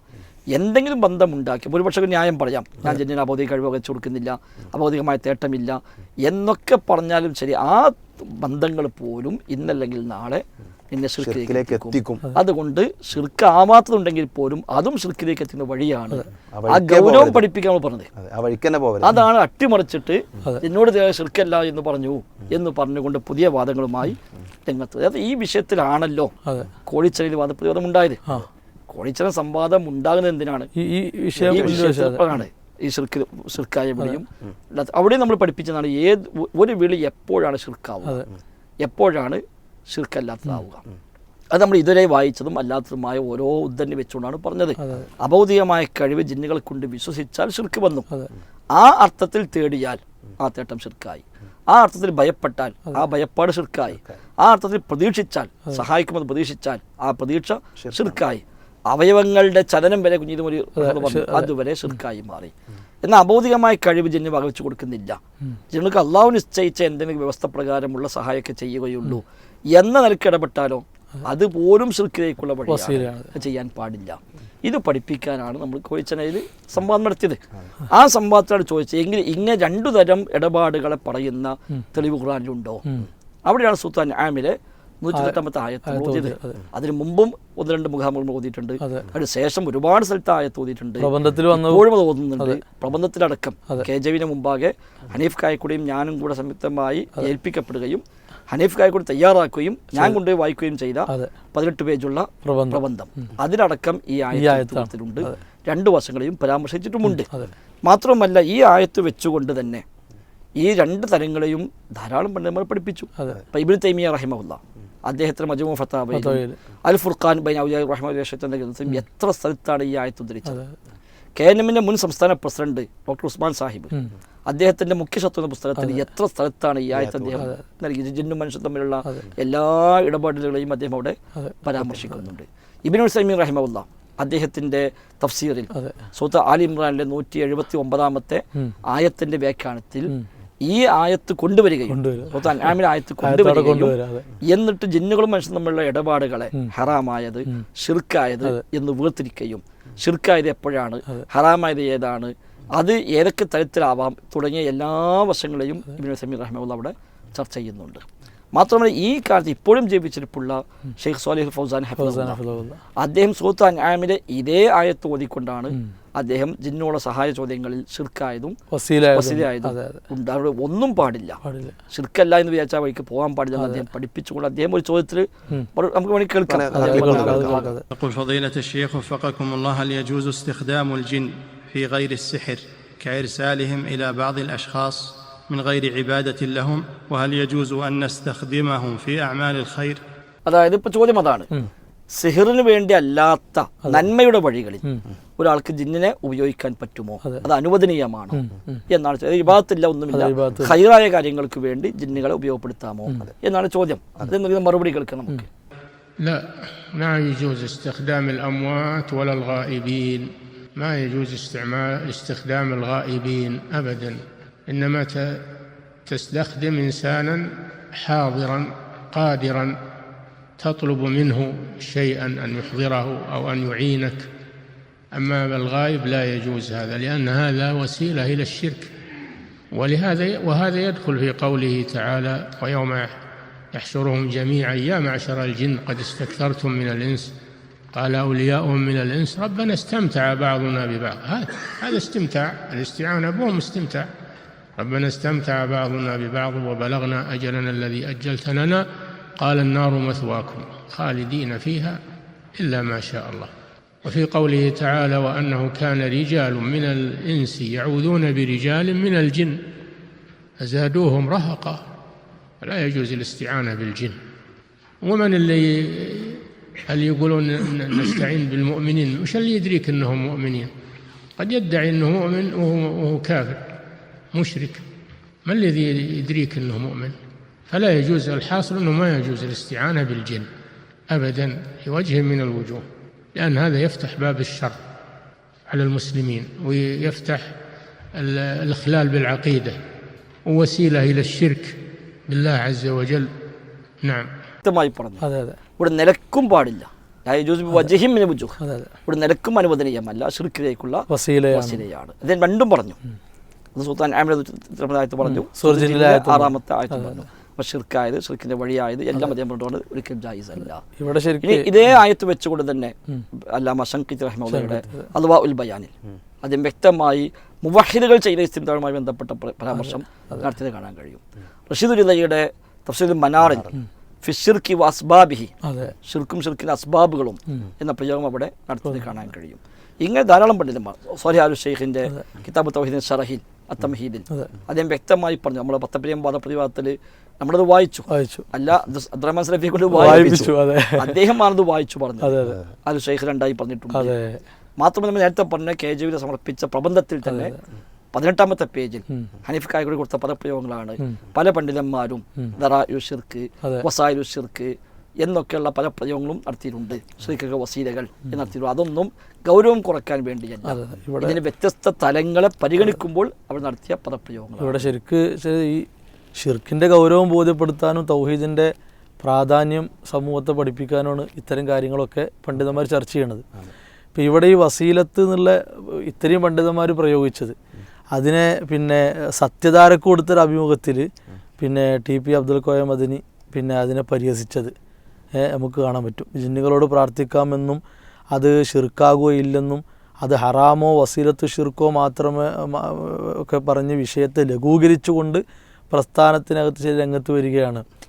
നമ്മൾ ചെയ്യാത്തൊരു പണി നമ്മൾ ചെയ്യുന്നുണ്ടെന്ന് പറഞ്ഞിട്ട് ആ വിഷയത്തെ നമ്മളിവിടെ ഷിർക്കല്ല എന്ന് പറയാൻ ആയത്തോതിയിട്ടേ ഇല്ല. അതെ, ഷിർക്കായതും ഷിർക്കിലേക്ക് വസീലയായതും രണ്ടും ഗൗരവമാണെന്നും അതൊന്നും പാടില്ല എന്നും ഒരു നിലക്കും ജിന്നുമായി ഒരു ബന്ധവും പാടില്ല എന്നും പഠിപ്പിക്കുവാനാണ് ആ ആയത്ത് നമ്മൾ പറയുന്ന കേട്ടത്. നമ്മളെ പ്രസംഗം പരിപാടിയൊക്കെ ജിന്നിനെ വിളിച്ച് പ്രാർത്ഥിക്കാൻ വേണ്ടി തെളിവുണ്ടാക്കും. അപ്പം നമ്മളെ സംബന്ധിച്ച് അൽഹംദുലില്ലാഹ് നമ്മൾ ഈ പറയപ്പെട്ട പണ്ഡിതന്മാരും മുൻഗാമികളും പിൽക്കാലക്കാരും പണ്ഡിതന്മാരൊക്കെ എന്താണോ ആ വിഷയത്തിൽ പഠിപ്പിച്ചത്, മുജാഹിദ് പുസ്തകം ഇത്രയും കാലം എഴുതി പോകുന്നത് എന്താണ്? അഭൗതികമായ കഴിവുകൾ അല്ലാഹു തആലക്ക് മാത്രമേ ഉള്ളൂ. ജിന്നുകൾക്കോ മലക്കൾക്കോ അഭൗതികമായ യാതൊരു കഴിവും ഇല്ല. ഇപ്പം ഇവിടെ നമ്മൾ പറഞ്ഞതിന് ആകത്തുകയിൽ 3 വാദം പ്രധാനമായി നിൽക്കുന്നു. ഒന്ന് സമസ്തക്കാരൻ്റെ വാദം, അഭൗതികമായ കഴിവുകൾ അഥവാ കാര്യകാരണ ബന്ധങ്ങൾക്ക് അപ്പുറമുള്ള കഴിവുകൾ അല്ലാഹു തആലക്ക് മാത്രമല്ല, ഏത് സൃഷ്ടിക്കും ഉണ്ടാവാം. അമ്പിയാവിനും മൗലിയാവിനും ജിന്നിനും മലക്കൊക്കെ ഉണ്ട്. അതൊക്കെ അള്ളാഹു കൊടുത്ത കഴിവാണ് ചോദിച്ചാൽ പ്രശ്നമില്ല. ഞാൻ സന്ദർഭമായി ഓർക്കുകയാണ്, ഈ കൊടുത്ത കഴിവ് പറഞ്ഞു അവസാനം ഇപ്പം മുദബ്ബിറുൽ ആലം വരെ എത്തി. അല്ല കൊടുത്ത കഴിവ്, ലോകം മൊത്തം എന്ത് കഴിവ് അല്ല കൊടുത്തു ചോദിച്ചാൽ കഴിഞ്ഞ ആഴ്ച ഒരു മുസ്ലിയാർ തന്നെ ഇത് പൊറുതി കെട്ടിയിട്ട് ചോദിക്കുന്നത് കേട്ടു. അങ്ങനെയാണെങ്കിൽ ഒരാൾ ഇലാഹാന്നും വിശ്വസിക്കാലോ. അള്ളാഹു കൊടുത്ത കഴിവുകൊണ്ട് ഇലാഹായി എന്ന് പറഞ്ഞാൽ പോലെ അള്ളാഹു സ്വയം ഇലാഹാണ്, ഇവിടെ അള്ളാഹ് ഇലാഹ ആക്കിയതാണ് എന്ന് വിശ്വസിച്ച് ശിർക്കാവില്ല നമ്മൾ പറയേണ്ടി വരില്ലേ എന്ന് സമസ്തയിൽപ്പെട്ട ഒരു ഉസ്താദ് തന്നെ ചോദിച്ചു. അപ്പൊ അവരുടെ വാദം അതാണ്, അള്ളാഹു കൊടുത്ത കഴിവാ വിശ്വസിച്ചാൽ പിന്നെ അള്ളാഹ് കാണും പോലെ കാണും, അള്ളാഹു കേൾക്കും പോലെ കേൾക്കും, അള്ളാഹു അറിയും പോലെ അറിയും, അള്ളാഹു സഹായിക്കും പോലെ സഹായിക്കും. അതൊന്നും പ്രശ്നമല്ല. മുജാഹിദ് പ്രസ്ഥാനം 100 കൊല്ലമായി പഠിപ്പിച്ചു പോകുന്നത് അബോധികമായ കഴിവ് അള്ളാഹു തആലക്ക് മാത്രമേ ഉള്ളൂ. ജിന്നിനില്ല, മലക്കിനില്ല, മനുഷ്യർക്കില്ല, നബിക്കില്ല, വലിയനില്ല, ഒന്നുമില്ല. കറാമത്തുൽ മുഅ്ജിസത്ത് അബോധികമാണ്. അത് അമ്പിയാക്കിന്റെ ഔലിയാന്റെയോ കഴിവല്ല, അള്ളാഹു തആല നടപ്പാക്കും. അത് മഖ്ലൂഖിനുമില്ല. ഉണ്ട് എന്ന് എപ്പോൾ വിശ്വസിച്ചുവോ അവിടെ ശിർക്ക് വന്നു. ആ അർത്ഥത്തിൽ തേടിയോ ആ തേട്ടം ശിർക്കായി, ഭയപ്പെട്ടോ ആ ഭയം ശിർക്കായി, പ്രതീക്ഷിച്ചോ ആ പ്രതീക്ഷ ശിർക്കായി. അവിടെ നിന്ന് എന്തെങ്കിലും ഗുണത്തെ പ്രതീക്ഷിക്കുകയോ ദോഷത്തെ ഭയക്കുകയോ ചെയ്താൽ അത് ശിർക്കായി, അതൊരിക്കലും ഉണ്ടാകാവതല്ല.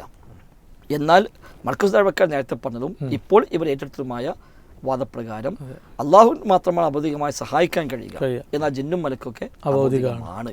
അവിടെ അവരിൽ നിന്ന് ഗുണം കിട്ടുമെന്നോ ദോഷം വരുമെന്നോ പേടിക്കാൻ പാടില്ല. മർക്കസ് ദഅവക്കാർ പറഞ്ഞു അത് പ്രതീക്ഷിച്ചാൽ തന്നെ ശിർക്ക് വന്നു. അതുകൊണ്ട് ജിന്നുമായുള്ള എല്ലാ ഇടപാടും ശിർക്കല്ലാത്ത ഒന്നുമില്ല. കേനം എന്ന് പറയുന്ന നമ്മുടെ പഴയ പ്രസ്ഥാനം ഇപ്പോൾ അവസാനം എത്തിപ്പെട്ടത് ജിന്നും മലക്കൊക്കെ അബൗദികമാണ്. അതുകൊണ്ട് ജിന്നുകളോ മലക്കുമോ എന്ന് പറയുന്ന എല്ലാ ഇടപാടുകളും എന്ത് ചോദ്യങ്ങളും എല്ലാം പ്രാർത്ഥനയായിട്ട് മാത്രമേ വരുള്ളൂ. ജിന്നാണോ ശിർക്ക്, ഇൻസാണോ തൗഹീദ്. ഏറ്റവും വലിയ തമാശ വെച്ചാൽ തൗഹീദ് ശിർക്ക് പഠിപ്പിക്കുന്നിടത്ത് ഈ കാലം വരെ ഒരാളും ഒരേ ചോദ്യം ജിന്നിനോടായ ശിർക്കാവുന്നു ഇൻസിനോടായ തൗഹീദാവുന്നും പറഞ്ഞ ഒരു കാര്യമില്ല. ജിന്നായ ഹറാമാകും, ഇൻസായ ഹലാലാകും എന്ന് പറഞ്ഞിട്ടുണ്ടാവും. പക്ഷെ ശിർക്ക് തൗഹീദിൽ ആ വ്യത്യാസം പറഞ്ഞിട്ടില്ല. ഇപ്പോൾ അതും പറയേണ്ടി വന്നു. മാത്രമല്ല നേരത്തെ പറഞ്ഞപ്പോൾ സിഹറിൽ ഇടപെടുന്നത് ശൈത്താൻ അല്ല എന്ന് അവർക്ക് ഇപ്പോൾ പറയേണ്ടി വന്നു.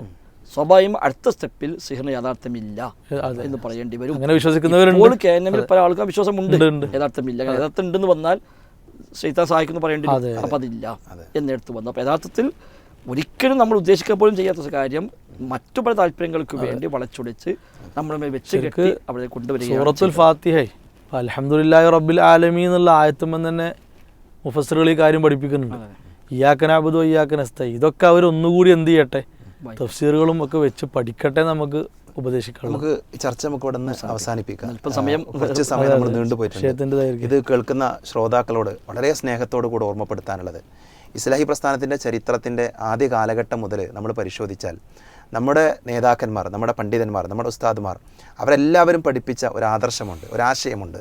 ആ ആശയങ്ങളിലൂടെയാണ് ഇത്രയും സമയം നമ്മുടെ ഫൈസൽ മൗലിയും അതേപോലെ തന്നെ മൂസ സ്വലാഹിയും ഒക്കെ കാര്യങ്ങൾ നമുക്ക് വിശദീകരിച്ചു തന്നത്. അതുകൊണ്ട് തന്നെ